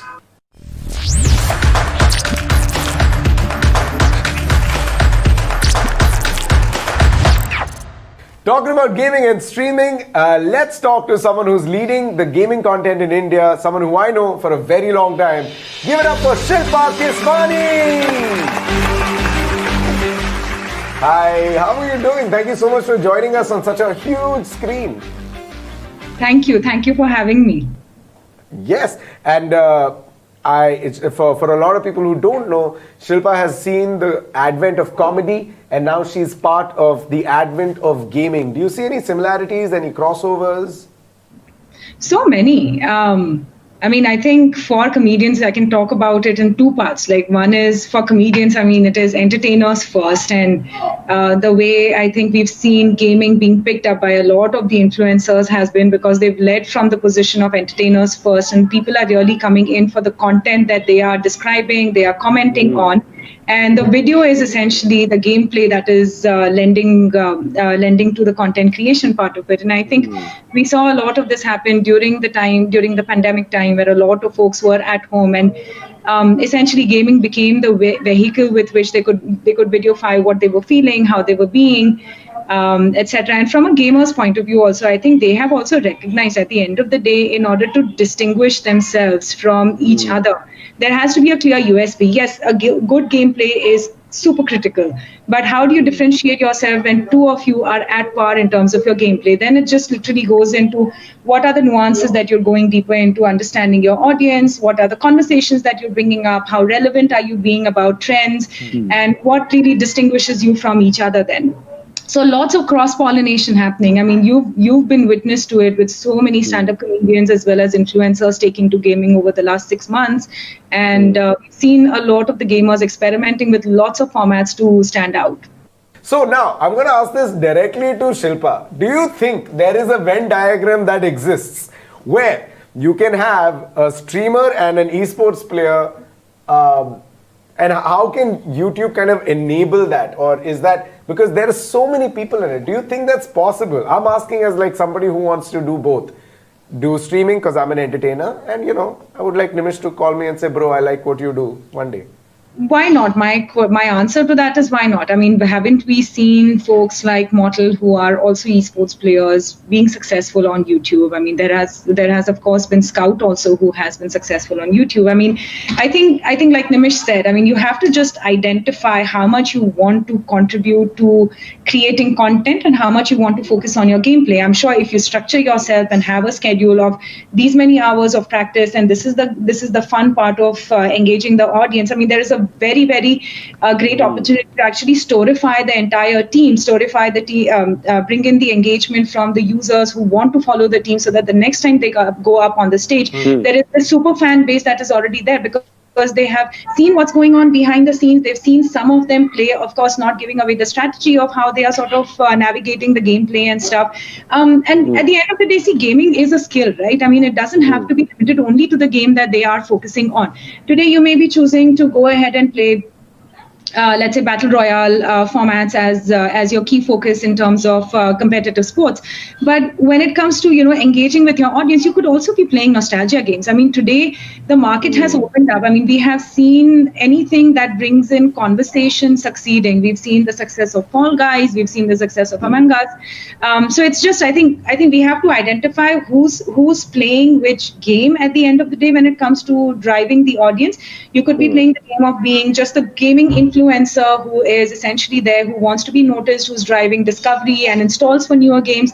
You could be the key esports player whose entire USP could be around teaching and educating the aspiring gamers about what they can learn, how can they grow into the field of esports and stuff. And then the other can be just entertainers as gamers who are like, I am a gamer and I am also an entertainer, and here, come have fun with me. I mean, there are so many opportunities that you can explore as a creator as well as a gamer on YouTube. You've got like 40,000, 50,000 people watching the live stream of people playing games. That's a huge number. And that number is just projected to go up, right? Yeah, so I mean, let's look at it like this. It's the right place at the right time. When in the early years when you guys started back in 2015 and stuff, I think we were still struggling to hit that 1 million mark by a creator as such when it came to it. And then happened the wave where everyone landed up getting access to a smartphone. Everyone landed up getting access to the internet, which sort of brought in the users from the non-metro regions also on the internet, which is, I mean, it's like the right thing happening at the right time, at the right place sort of phenomena that has happened. I mean, even right now, if we look at just gaming, I think the inflection point that we saw, the first inflection point was 2018. Driven by a lot driven by the fact that everyone had a smartphone in their hand, everyone had internet in their hand, as well as a game that sort of lent well to being easy to play on the mobile handset that was there. Literally, like in 2018, we had no gamers with 1 million and above, and right now in 2019 we spoke about 24 gamers being 1 million and above, and right now that number has changed many fold. I mean, and the recent research that was done between the time frame of January to April, like 64% of the searches that are coming in for gaming content are are from non-metro regions. So, like, I think there are a lot of factors that are in play when it comes to accessibility that are changing. It's not to say that, comedy is not growing or entertainment is growing slower than gaming or anything of that sort. I think there isn't a comparison because the two verticals are very, very different, but they're going to start to merge. And we're seeing some of that. We have at least 15, 20 folks right now who have dabbled between the entertainment content as well as merging into gaming content and trying to create this hybrid, which will open up the opportunity for more publishers, for more developers to explore working with folks who are able to talk through different games and take them through their journey in a very unique way, rather than being limited or stuck to just one particular game. I mean, the audience has also, like, in a way, tasted blood. Like, they're willing to experiment new games more now than ever. If 2019 was the year which essentially, where a game essentially decided who becomes the largest creator, right now that's completely democratized. I mean, we've seen, like, Samay and all succeed with chess, which is huge. Who thought that chess was going to be such a big phenomenon? That is true. And I can vouch for one thing before you go, is that every time I get a super chat, I'm just like, why? Yeah. You make your super chat, why you pay? You can do what I'm doing. Why are you? And then I'm like, every time I get a super chat, I'm like, all right, cool. I guess you haven't figured it out that you can do it. So let me do it till you figure it out. No, but then, like, think about it. No, Abish, I mean, put yourself in the shoes of somebody who is contributing. Why would you contribute? Tell me, who's your favorite creator?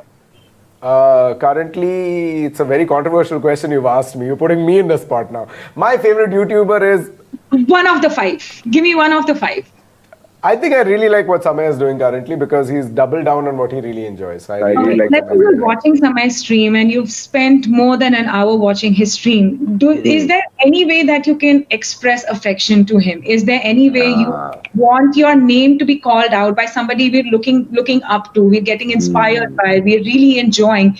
I mean, it just takes like a little contribution to feel like I'm part of the community. I am being noticed by the creator who I am contributing to. It's really just showing love to the creator. It's not about asking for money or saying, why are you paying? I mean, it's just like, it's showing gratitude. Yeah, it is amazing, especially with a membership model. You feel like you're part of a community that you're not part of. Like, it's like getting a exclusive merchandise that only you have. Yeah. Yes. So I think with gaming and with streaming, it kind of enables an entire community to be built. And that's what basically we're trying to say, is that if you start gaming in especially the way that you do, and if you start doing it, there are enough people out there who are going to come follow up and who are going to probably say, you know what, I want to be part of this community. I like what you do. I like what you stand for. And here's me supporting your cause.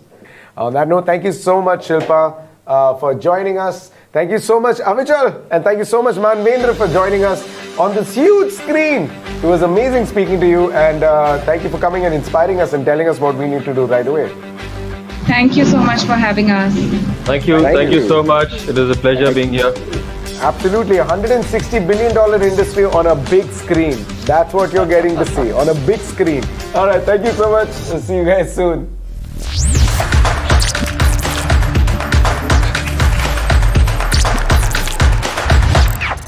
All right. As promised before, it's time for me to announce the Omen Squad. They are a collective of gamers, comedians, casters, people with diverse origins but with one unifying goal is to break cultural boundaries using gaming. They're extremely chill, they're extremely skilled, and we'll be live streaming to you every week on the Omen channel. Are you guys excited to meet them?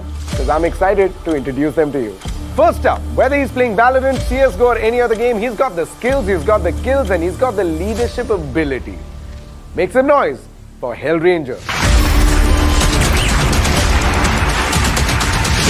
We've got a professional live streamer and a caster. Whether she's playing horror or a first-person shooter, she's lively, she's funny, and she's gonna leave you in splits. Give it all you got for Manasvivi. He's a hype master himself, man of many talents. The knowledge he has about gaming is undeniable. Make some noise for none other than Ocean Sharma. The fourth member of the Omen Squad is none other than me.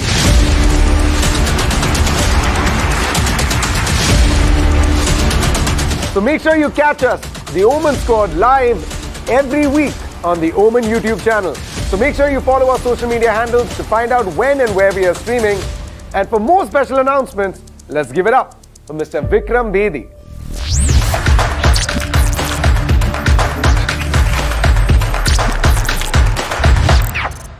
I hope you guys found that session inspiring. It'd be really good to see more passion about careers in gaming. Live streaming, as you know, is one of the coolest and the most enjoyable jobs in gaming. I know most of you here love watching it, and many of you want to live that life. Well, here's your chance. The Omen Squad has a 5th slot open, and that slot could go to any one of you. This is your chance to create content, live stream, and hang out with ABISH, Ocean, Hellranger, and Manasvivi on part of the Omen Squad and learn from them to make you play better. We'll be announcing more details on how to play. Do follow us on Omen India to know more.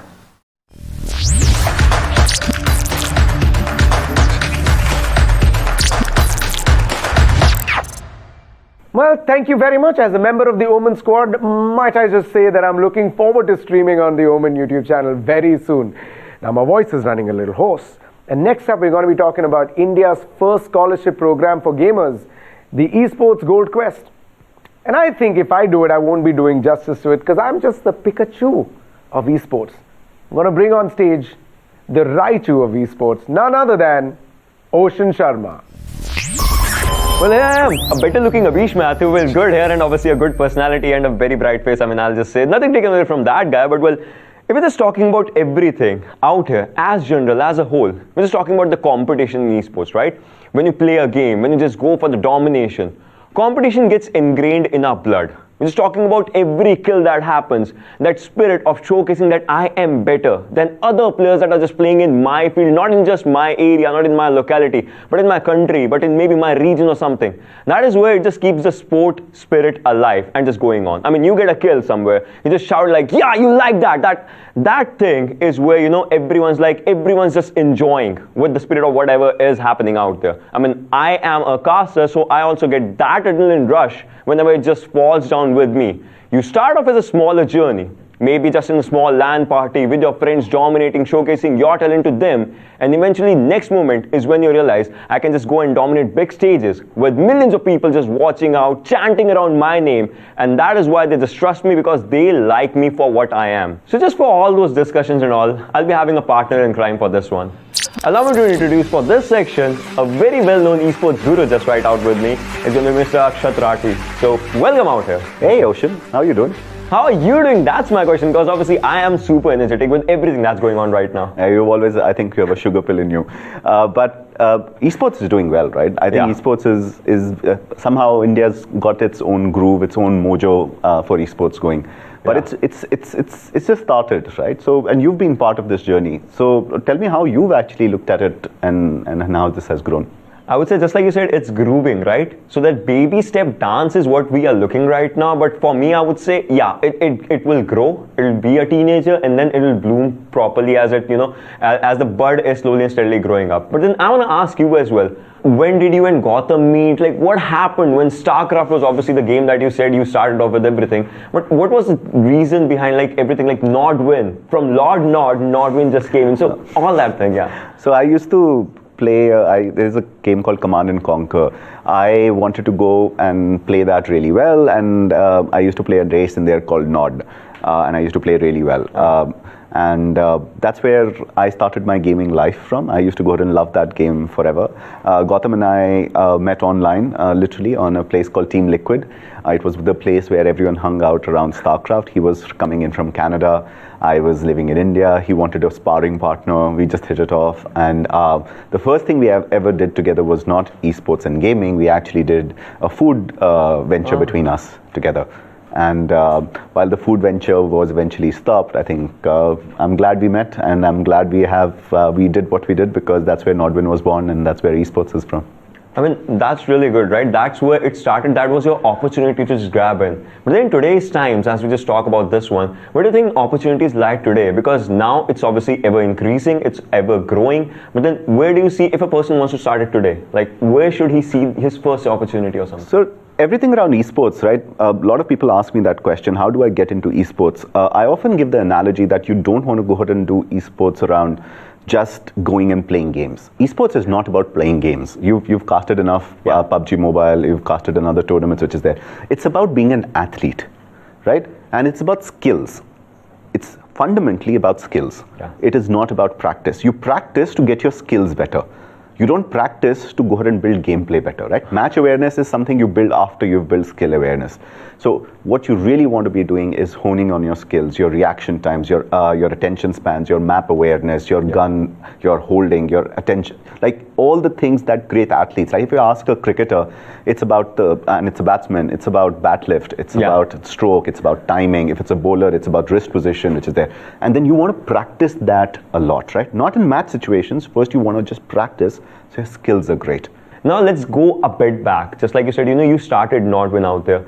At that time, obviously, there won't be that big of an esports scene as it is right now. So where did this explosion happen? Like, who dropped the first bomb for this explosion? Like, what do you think? I don't think it was we all like to go ahead and look at explosions. One of my favorite quotes from Messi has been, it only took me 18 years to be an overnight success. You do little things and you keep on doing them well. You support the community, you go ahead and build the grassroots, you build a community, you build casters, you go ahead and have great analysts, you go ahead and build a great broadcast experience. You want to go ahead and be world class. Indians want world class, right? You don't want to be a Sasta tournament which is there. If we see the TI, if we see majors, if we see world class productions from ESL and DreamHack and Blast and everyone, you want to be as good as them. You want that experience both for the fans in the stadium, you want it for the teams who are coming down, you want it for the broadcasters and the talent. And while we didn't have a lot of money which is there, it was this continuous process of just working hard over 6 years to go ahead and do this. So this bomb that fell, it just took about 6 years to go ahead and make. So we had a lot of good conversations, right? But then the conversation does not over because night is still young, as you talk about this one. So there are a lot of good people that we have to still introduce and have to conversate with. So one of them is going to be South Asian Pro Evolution Soccer champion. And now we're going to introduce Ankur Devakar. So Ankur, how are you feeling out in this one? As amazing as you are. My amazingness is off the roof if I have to just talk about Same here, match me there. Well, if you're matching me out, I have a question for you to match it up with the vibe, right? Yeah. Where did the journey just start for you with the gaming scenario? So it's more of an old school story. It started in 2002. So I used to go at my dad's office to play video games if I scored a distinction, which I scored eventually. As a 10-year-old, it's easier. So so that was the time when I was introduced to a game. So there was a guy who used to come at my dad's office to install a few games. And my dad had told him that, install a few games because he's about to raid the computer. So the FIFA World Cup was going on back then. FIFA 2002 World Cup was going on back then. So I happened to click on FIFA 2002. So I actually loved the game because the only football I played was in Sega.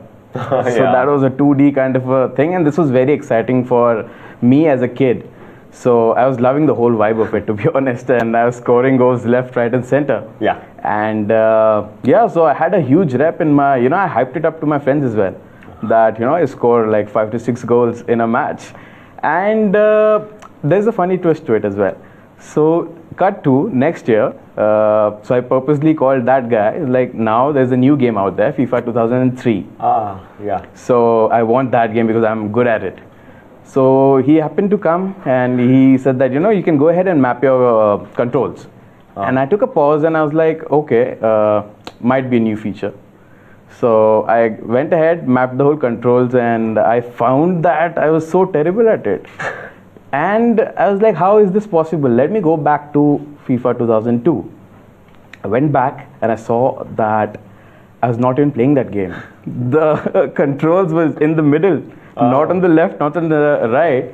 So basically it was the AI who was playing and I was just smashing buttons. So that was my noob story. But eventually that got out the best out of me because I had to wrap it up with my friends. So I actually learned the game and went ahead and, that's how the competitive spirit started at the age of 10. Well, we are similar at one place, and that is I also smash buttons, but the AR never makes me learn, right? So I'm not learning any time, but still. Well, the pinnacle of gaming is esports, and the pinnacle of esports is big tournaments, massive tournaments, where these people have already, showcased their talents, but then there are other people as well who actually, run down those tournaments. They become the backbone of that tournament, and they showcase what they have to offer when it comes down to the best of gaming. I mean, we're talking about ESL, and if we're talking about ESL, then there's none other than Ulrich Schulz, who has had the massive experience of showcasing what it's like to be at the best of the best stages. I mean, let's just welcome that pen, right? I mean, we're talking about the best people. There he is. Thank you. It's a bit earlier here than it is for you, but excited to be here. How was your journey of esports, and like, where are you right now? How did that transition happen? Yeah, it started about 20 years ago, I would say. We'd always had PCs at home. My father worked in IT, so always played games to some extent. And then in 1999, a friend of mine, he discovered this beta version of a game called Counter-Strike that was a Half-Life mod at that time. And we found that very exciting. So we started playing it, and then it was around the time when LAN parties started happening. So we took our PCs and took them to a location for a weekend, and then we didn't sleep and played Counter-Strike all day. So that's how it started. And I think the most amazing thing to me is that we're 20 years later, and that game is still top of the list in terms of esports titles. I mean, that's totally true, right? I mean, Akshat, you have met Ulrich for sure, and like you have worked together as well. So how has that journey been? I want to ask like both of you if you guys can, like, right? No. So when I was there and we got ESL to come down to India to go ahead and do ESL 1 in Mumbai, I think Uli was down here. He had let me ask him. Uli, how was your time in India? It was really exciting. It was last year. Obviously heard a lot of things before, and then we'd been talking about an event for a long time. So then it finally happened. We got to Mumbai. Huge city. What I found more exciting, where I'm hoping to come back at some point, is seeing all those people for PUBG Mobile events. So something that the mobile title can drive thousands of people in an arena. We don't really have that here, so I'm looking forward to coming back at some point to see that in person. No, and that's the wonder of the world together, right? So I think in Europe, when the cathedral of Counter-Strike is considered ESL 1 Cologne, and that goes and fills out thousands of fans, I think the mobile journey that India has is been very unique, right? It's also building out this great esports stars. I know someone like a Hellranger, you started off with Counter-Strike in our Zero to Hero stack in our national championships, but you've been playing that and you've been playing Valorant. What are the big things that matter to you as an esports athlete, right? What is really important for you? Well, I think getting the opportunities at the consistent level was something that was really hard back in the day. But when Nordwin and ESL, you guys brought in consistent events throughout the year, and we had consistent events to play, right? We had something to fight for at a consistent level. I think that is something that was missing back in the day. And that is something I think which is very important for players nowadays, because when you start young, right, when you start as a player, when you start your journey, and if you don't see these events where you can reach the top, you'll never be able to, figure out a roadmap. So now having starter cups, to moving into challenges, to moving to masters, going through this journey as a player is very important, because it helps you build as a player, and also at the same time you can see an opportunity that, okay, I can make something out of this, and this is something I can do throughout the year. So I think having that and reaching to the top and representing India as well on the world stage is something that is the biggest thing that is available for me. Uli, that's actually a great thing for me to go ahead and segue on, right? You at ESL built this really cool stack, which is called the Zero to Hero, and that takes people who just started playing to go ahead and go to nationals, to go to internationals. And we have Hellranger, who's actually gone through the Counter-Strike journey with us in India. But how does that work worldwide, right? And you've built this. So national ambitions, is it okay for you to just be a person who's like, I'm going to be play and this is as good as it gets? Tell us about the stack that you have, the Zero to Hero one. When we look at esports games, then we typically find it difficult if there's something that exists and it only has a top level. So you have maybe dozens of players that compete at the top level, and they're the best. But then what does everyone else do? I think that's kind of the key challenge that we're always trying to solve in the systems that we create, is how do we take someone who's played this game and has now decided, I want to do this in a serious way. I want to practice, want to get better, to the point where they might be able to lift a trophy on stage. And we see so many different steps on the way. That's really hard to do that just naturally. Because, for example, one, you need to find a team. You need to be able to play in a team. You need to be able to win and lose as a team. You need to be able to improve as a team. That's one step. Second step, you need to commit time to it. And then you have to potentially commit a couple of weeks to playing in the league. And you have to commit every Tuesday, every Thursday to playing. And that's the next step, where you structure your life a bit around that.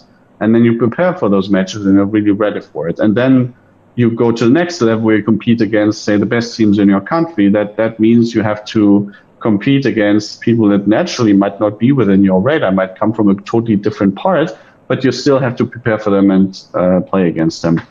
And then you have to play in front of an audience at some point after you played in a LAN environment, which isn't at home. That's step one. Step two, play in front of an audience that screams and shouts and potentially isn't on your side. Now, all those steps are something that you have to take, and that's not natural. That doesn't come within the game. You don't naturally play in front of an audience. So we think that having that tiered system is really important for the reason of showing you a way to progress. Ankur, so you've also been part of this journey, right? You've become one of the best in that stack. You've become one of the best people in the country.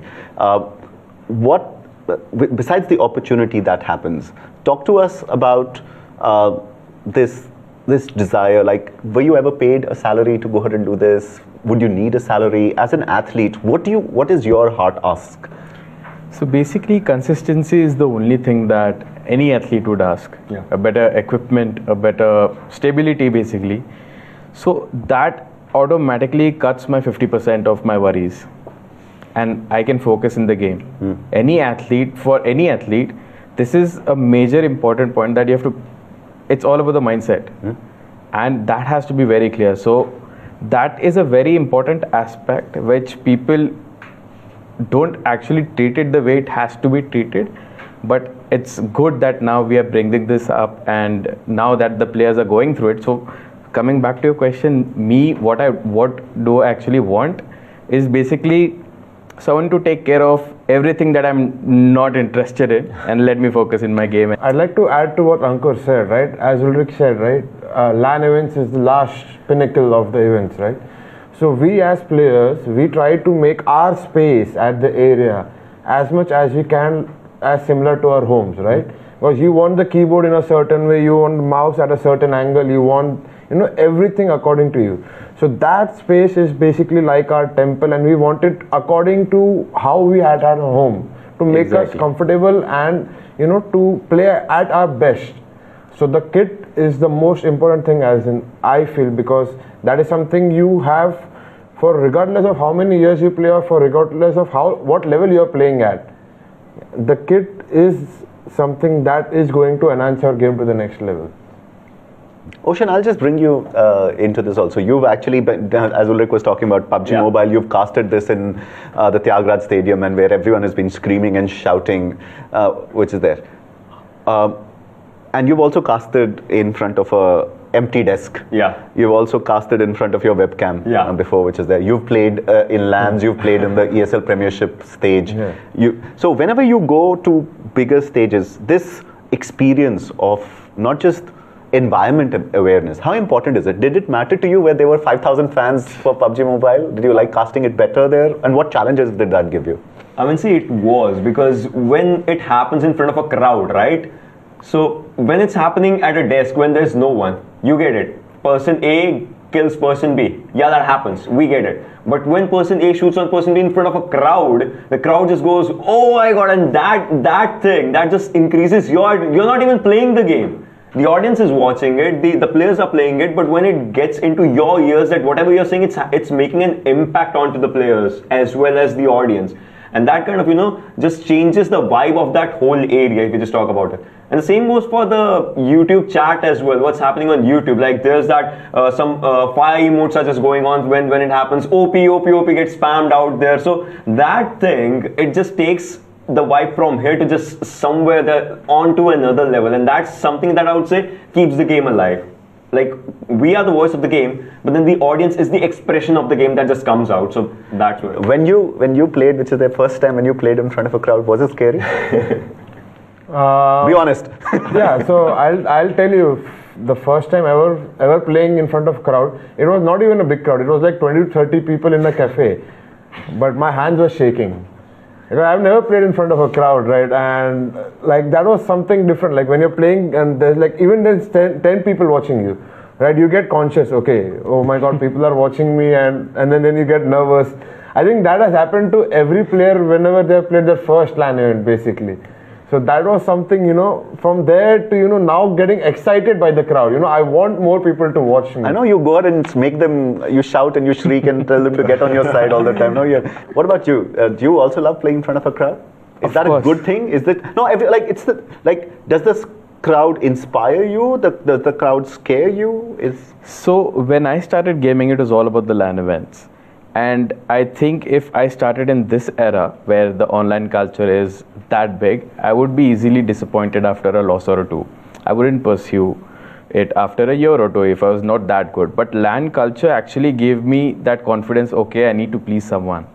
There are certain fans who look forward to, you know, even if I lose in the second round, I think I feel a connection, and that's what I think every athlete would feel that connection. Yeah. So I think this is very important. Just like in football, you play in front of your home audience. It's it's great. Bizarre. I mean, for your opponent, it's just. So I remember once I was playing in Chandigarh. It was me versus 50 people, and that time I realized how important this is, because I traveled alone. I had no one, and that person was like average. I used to beat him like every second day. But at that moment of time, he won. He thrashed me by 4 goals. Wow. And that's when I realized I need to change my mindset, and I need to know how to react. And you know, I built my game style according to it, and that actually gave me confidence and helped me becoming a better player. Yep. So audience is very important. Okay. I think my last question before we just jump back to Uli is, how important is it for you guys to play against international people? I think I was talking to you. You told me that, you know, Valorant is really important because other people across Asia have started playing it. You play against this. You know, Indians will have a certain style, but suddenly you go to the world stage and you're like, oh my God, this is different, which is that. How important is that international exposure to? It is very important. Like people in Germany, they play a very different game style. People in England, they have a very, you know, skilly play style, where people like in India, we look forward for a nice gameplay, a beautiful football. We come from a Brazilian, I think we match that vibe.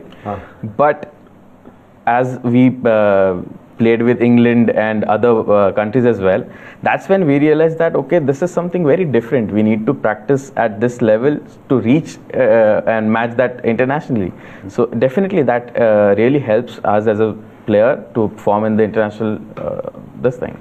One point I'd like to add to that is, like, if you see at the grassroots level, like let's take Counter-Strike and football as an example. In Europe, right, you see everyone plays Counter-Strike or, you know, football at a very high level, right? And that is because they all keep playing against each other, and even at the grassroots, right, the way they are taught to play the game or the way the game is supposed to be played is at a high level. Because if you keep playing against players who are playing at a high level, you will keep improving basically. You get that point where, okay, I need to be better, I need to be better, I need to be better, right? And those consistent opportunities and those great understanding of the game at the grassroots level, or the great thought process behind the game at the grassroots level, is something which is really important. Got it. And Uli, just on that, saying, you know, everyone wants to go ahead and level up and play against other people, while we'll have the ESL 1 circuit, which is a team circuit. I think national federations are getting involved fairly actively, and I know you're involved with the German Federation. Can you tell us a little more about that? Can you tell us that how can countries get behind going and supporting esports? Yeah, I think the biggest piece is obviously acceptance, right? I think that's one thing that we have, and we see in Nordic countries like Denmark, that politicians are getting involved and congratulating teams. I mean, it goes a long way towards a couple of things. One, obviously making it legitimate, but also in that, say, eternal fight between children and their parents about, is this something that you should pursue or not? That is something that's really important. To just make sure that this is a legitimate sport, just like any other sport if you do too much of it. So that's one thing. The second thing is, and we see that especially in Germany here, I think it's really important to give it the same status as other sports to make sure that it can be integrated into the existing system that exists around sports clubs, and because that is a key in creating the right environment for especially children to start practicing in the right way. Really making sure that esports can also happen there, that people can physically get together, obviously, when that's possible again, but they can physically get together and together work on it, but also experience that social experience. That is really something that we think is very important, where national federations can play a key role in bringing this into those very established structures that traditional sports tend to have, to also make sure that for everyone who's aspiring and wants to progress, that there's a structured but also safe environment that makes sure they're put on the right path while still making sure that they pay attention to their education. Exactly. I mean, as we were just talking about this one, we have a really special guest, obviously, and that's going to be Teeth. I mean, that guy has represented himself onto the Asian Games, and he was the first, I would say, esports athlete, as per se, you can say that, and he was the first esports athlete to get a bronze medal, the first ever medal in esports for the country. I mean, ladies and gentlemen, let's just welcome Teeth Mehta out there. So, Teeth, how are you doing today, man? What's up? Yeah, doing good. Excited to be here. How has your journey been, like, from a normal gamer to someone who has represented himself at Asian Games? Like, how did that happen? So, just like everyone, the gaming journey started when we were kids, playing at cousin's house and everything. But I was interested in chess during my college days. So, a friend of mine introduced me to Dota, and he said that, hey, if you like chess, this is basically chess in a video game. So I was really intrigued by it, and I started learning more about how everything worked, and realized that people were so in depth in that game that they had mathematical expressions to find out which items to buy and everything. So that really piqued my interest, and that's the first moment that I realized that there is something called esports out there, where people compete in video gaming competitions. And yeah, that's basically from where my journey started. Eventually, I shifted over to Hearthstone, which is a single-player card game. And since it is a turn-based game, I didn't have to worry about having a team or having a good internet connection. So yeah, that's essentially where my journey started from. No, and Teeth, you've obviously done well for the country, right? I remember the story when you had told me once that when the flag of India went up, you thought everything is going to be okay. But before that, you were very scared. Like, the national qualifiers for you were much more tougher than when you were at the international stage. Tell us some more about that. The national scene is that there's not many players that compete actively like me. So when I'm up against them, I usually don't know what their play style is, what decks they might bring, what cards they might play, and meanwhile they have basically complete knowledge about me. And as much as the game, like any strategical game, is played on the field, it is also played off the field. So when the other opponents have an informational advantage over you, it becomes difficult to defeat them. So definitely my biggest hurdle was the Indian scene, because I played against the international players and defeated them here and there in ranked mode or other tournaments. So I was confident playing against them, but since I knew nothing about the Indian scene, I was a bit scared about what I might have to face. I've lost previously in other local tournaments to fellow Indians, so it was definitely a real scary moment for me going up against the Indian players, but fortunately it all worked out in the end. So Teeth, you've obviously heard Uli talk about it, but you've also gone and played, you've gone international, and I've also heard that you had to put yourself through this. You have phenomenally supportive parents, and thank you from the bottom of my heart for doing that. Please give them my regards again. What were the two things that you would change if you were rewinding 2 to 3 years and say, I would need this, and I would be far more successful than I am right now? All right. So the first thing is definitely better infrastructure, I would say.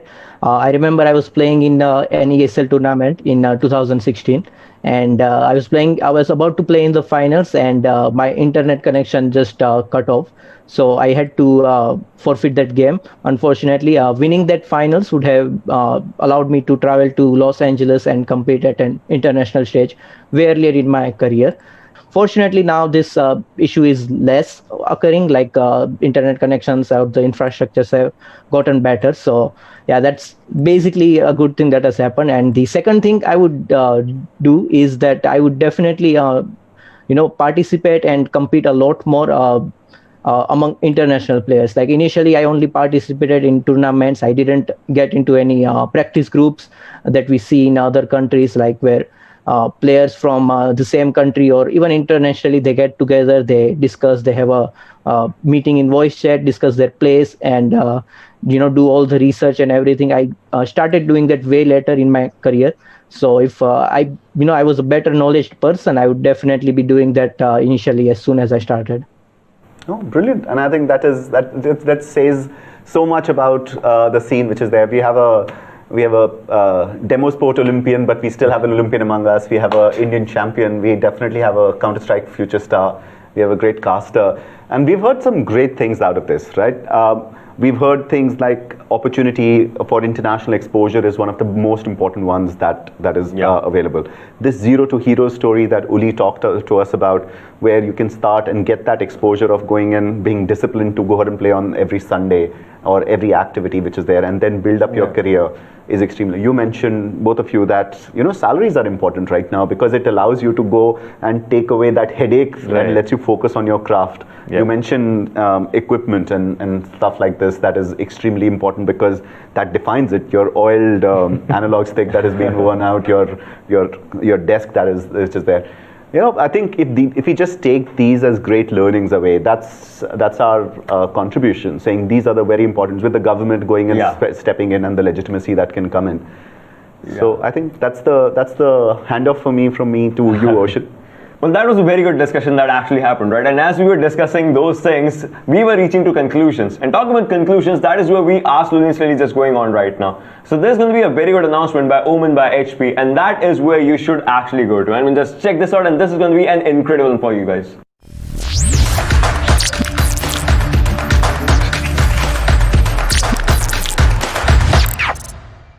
Gaming and eSports are among the fastest growing competitive pursuits in India and globally. It is a stage on which Indian talent has the potential to compete with the globe. As market leaders, we are working towards making the gaming ecosystem more inclusive for everyone and providing a launchpad for budding esports talent in the country. We spoke to esports athletes and ascertained the need for hardware, financial assistance, training, and Omen Gold Quest is our solution. As part of the Omen community program and in line with our philosophy of play to progress, we are glad to announce India's first full-year esports scholarship program in 2021, eSports Gold Quest for 3 people. We will be announcing the process for selection and inviting entries from February 2021, and you can nominate yourself. Best of luck to you in this journey. Stay tuned for details.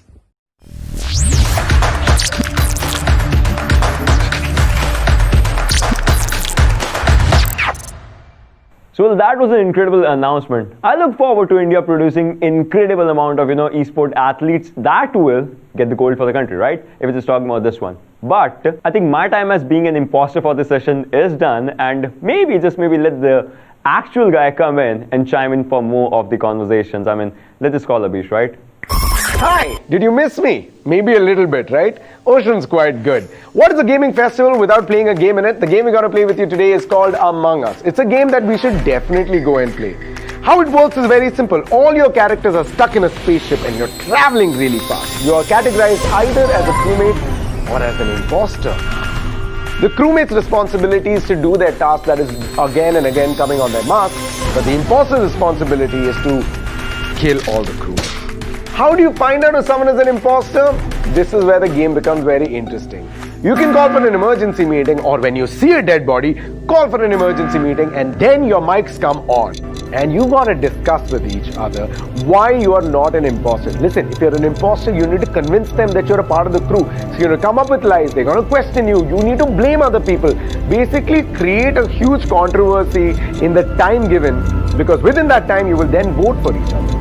And whoever gets the most amount of votes gets thrown out. The crewmates win if they finish all the tasks. The imposters win if you finish up all the crew. As the first auspicious game of the Omen Squad, we'll be joined by Ocean, Akshat, Fotty, Vivi, Hellranger, Samay, and yours truly.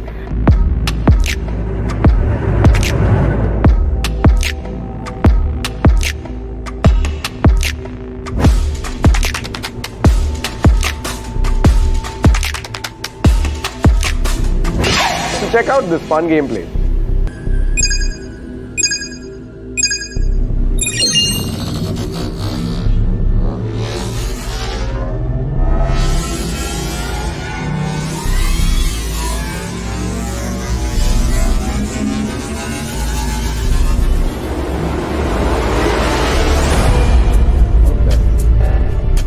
It's ABISH confirmed.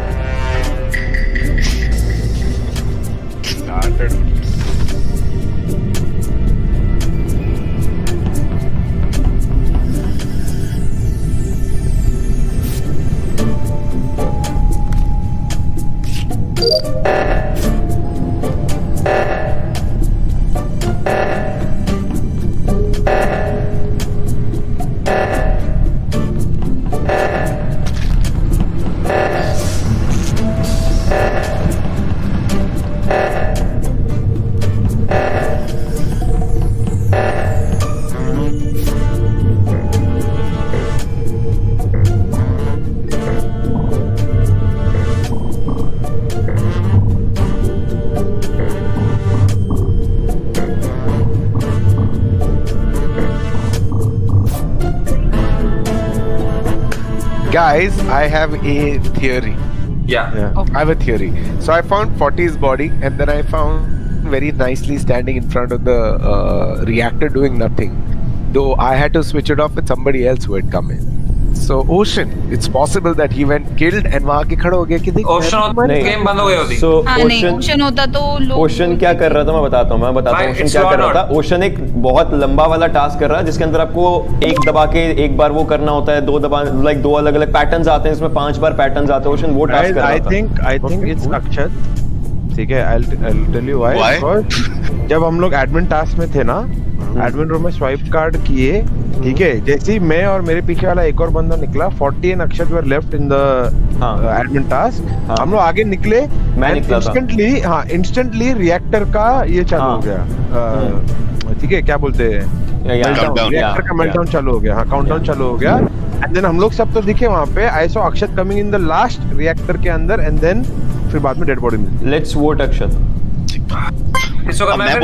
मैं बोलूं, do you have something to say? मैं जब वहाँ पे reactor room से जैसे सबसे पहले रिएक्टर रूम में पहुंचा, मैं ऊपर, आप लोग गए, मैं नीचे, मैंने जाके कोड डाला, मैंने जाके उसके अंदर क्लोज किया। सेकंड कोड डालना ही नहीं था उसमें, तो वो हाथ आई एम What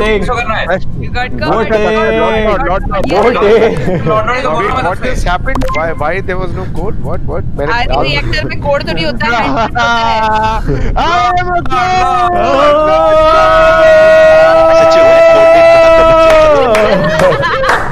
मेरी थियरी सही थी कि नहीं? I think Akshat, just that one extra detail you gave, no, that's what gave it away.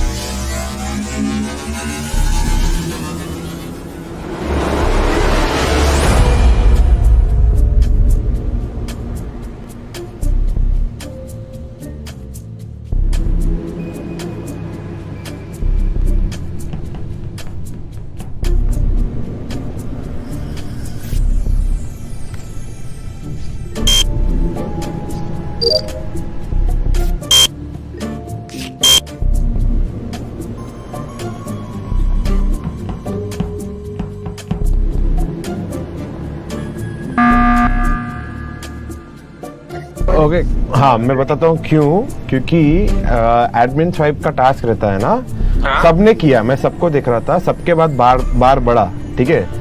40 वहाँ पे खड़ा हुआ मेरे था, भाई मेरे से बैड रीड आ रहा है वहाँ पे, मेरे से नहीं हो रहा है, मेरे से माउस नहीं चलता है, मैं नहीं हूँ, मैं फिर बोल रहा हूँ, तुम्हें फिर दुख होगा बाद में। और मैंने तेरे को देखा, मेरे को देखते हुए, मैंने तेरे को देखा, मैं नहीं हूँ, मैं नहीं। और पता है ये हेलरेंजर है, ये हेल, क्योंकि सुनो ओशन, मैं वहाँ पे मैं ये बोल रहा हूँ मैं नहीं हूँ। ओशन वहाँ जब हम उसमें थे, समय और मैं उस रूम में गए थे, समय रेड है और मैं इलेक्ट्रिकल्स कर रहे थे, और सडनली इमरजेंसी मीटिंग से 1 सेकंड पहले ओशन वहाँ पे अपीयर हुआ है। मुझे लगा उसने वेंट किया है। अरे नहीं, मैं पूरा चल के सी आई टेल यू, मेरे टास्क मैं बताता हूँ, my task is from electrical divert the power to O2, तो मैं पहले सीधा उसके अंदर घुसा हूँ, एंड उसके बाद मैंने पहला टास्क 1/2 कंप्लीट किया, 2/2 करने के लिए मैं वापस पीछे आ रहा था, उस time meeting I, I was not like how can I went man. ये हेलरेंजर है भाई, वाह क्योंकि उसने मेरा नाम लिया। कर लो, अगर मुझे वोट करना है कर लो। मैं कर दिया ब्रो, इस बार स्किप करते हैं यार, इस बार स्किप करते हैं, कोई डेड बॉडी नहीं आई यार। डेड बॉडी के ऊपर थोड़ी होता है भाई, मैं बता, ठीक है। हेलरेंजर है भाई, you might kill us, you मेरा नाम लेके तूने मेरे को नहीं, उसने नहीं करा होगा। मैं fuck you all, I hate this, मैं घर जा रहा हूँ भाई, मेरा व्लॉग कराओ। देख ले किसने वोट किया तुझे, ठीक है? देख लिया मैंने, देख लिया भाई ओ बच गया 40।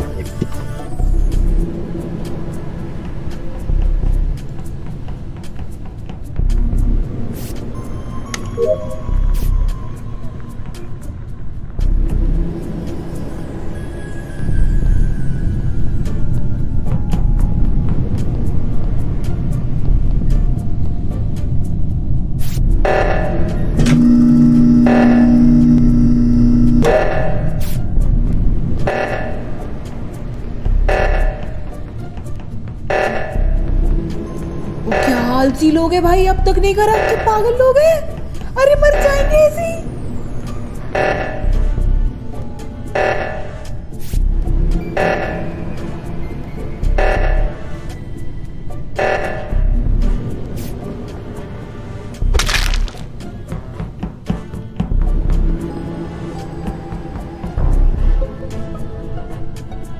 मेरे सामने अविश ने मारा यार, मेरे सामने मारा है अविश ने ओशन को, खून करा है अविश ने। अविश ही है क्या बेशर्मी से मारा है अविश ने। I agree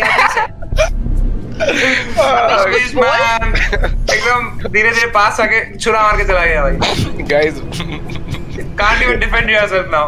I can't because I saw Samay looking at it and I ran after you to kill you. Solo मार के मेरे पीछे भाग रहा है। अभी भी 40 still Connens and Hellranger था। I don't care. भाई मेरे को अभी भी लग रहा है कि 40 था यार। This was terrible. This was terrible. This was terrible. This was the worst.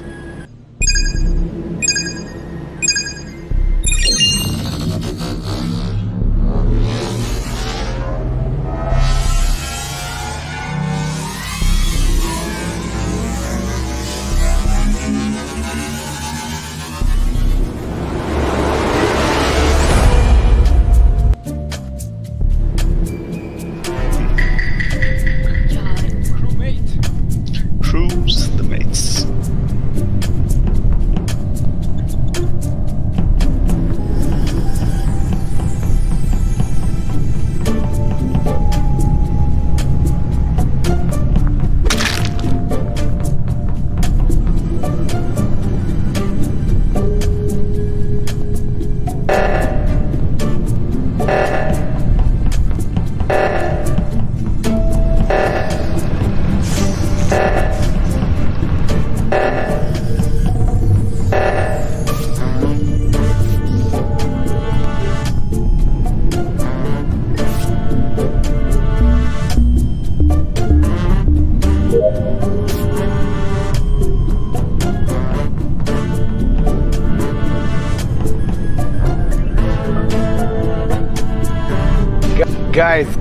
Guys, hold on. I have a question.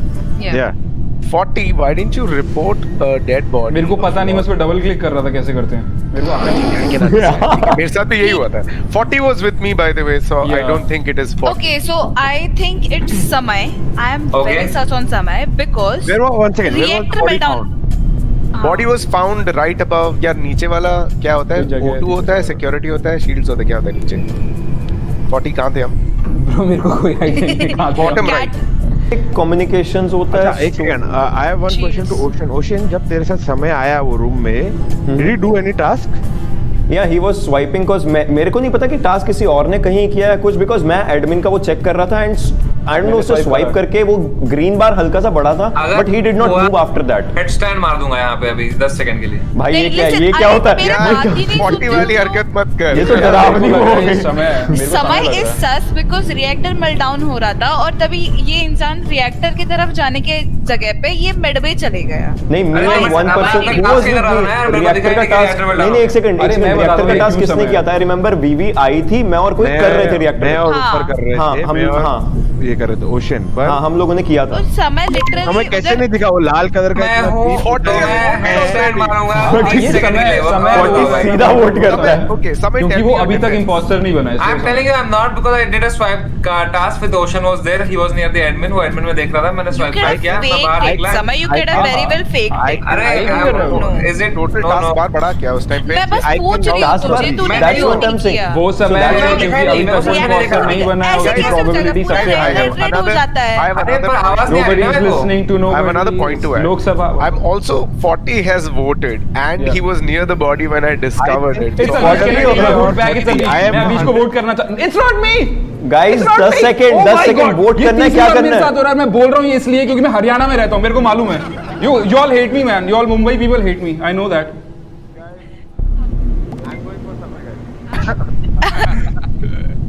Haryana और कश्मीर में टाई हो गया भाई। Oh my God, Haryana. I forgot to vote, जिसकी वजह से ये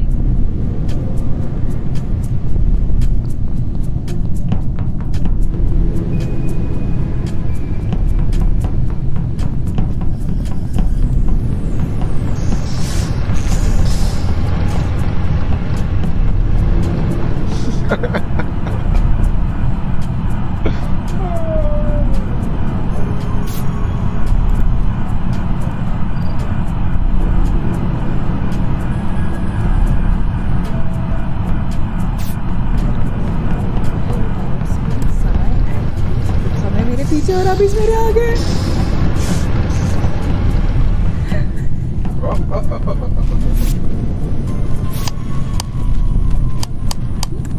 कैंप के सामने खड़ी रहूंगी यहाँ पे,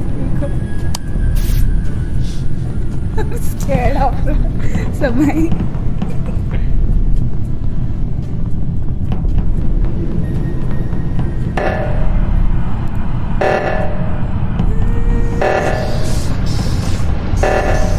बोलो मत कर।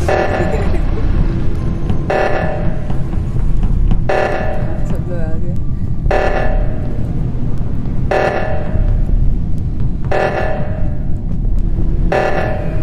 उस वाले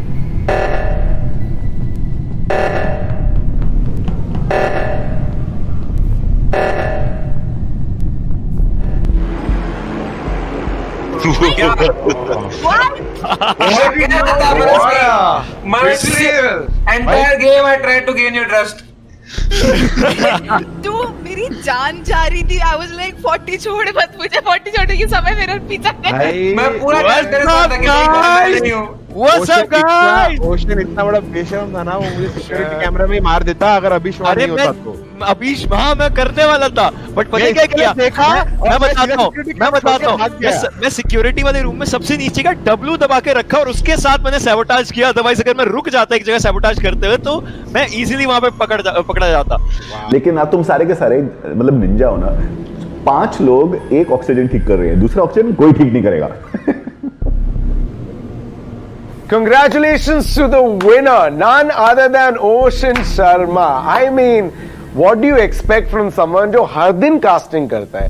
He knows how to manipulate us within the game while looking innocent. Ocean, well done. But I shall be playing another one with you very soon. So.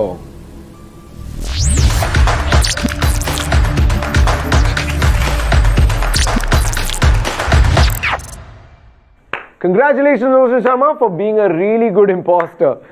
But as you've seen throughout the day today, we've seen how gaming is a super vitamin for humanity. Gaming can make you lots of money as a streamer, developer, publisher, owner. There's $160 billion and more.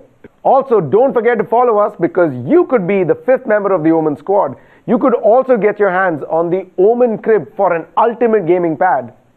Or get yourself a scholarship with eSports Gold Quest. It's a great time to be a gamer, and it's an incredible time to be in gaming. My name is ABISH Matthew. Thank you so much for watching the Omen FanFest 2020. Let's have some OP in the chat, boys! I'll see you later.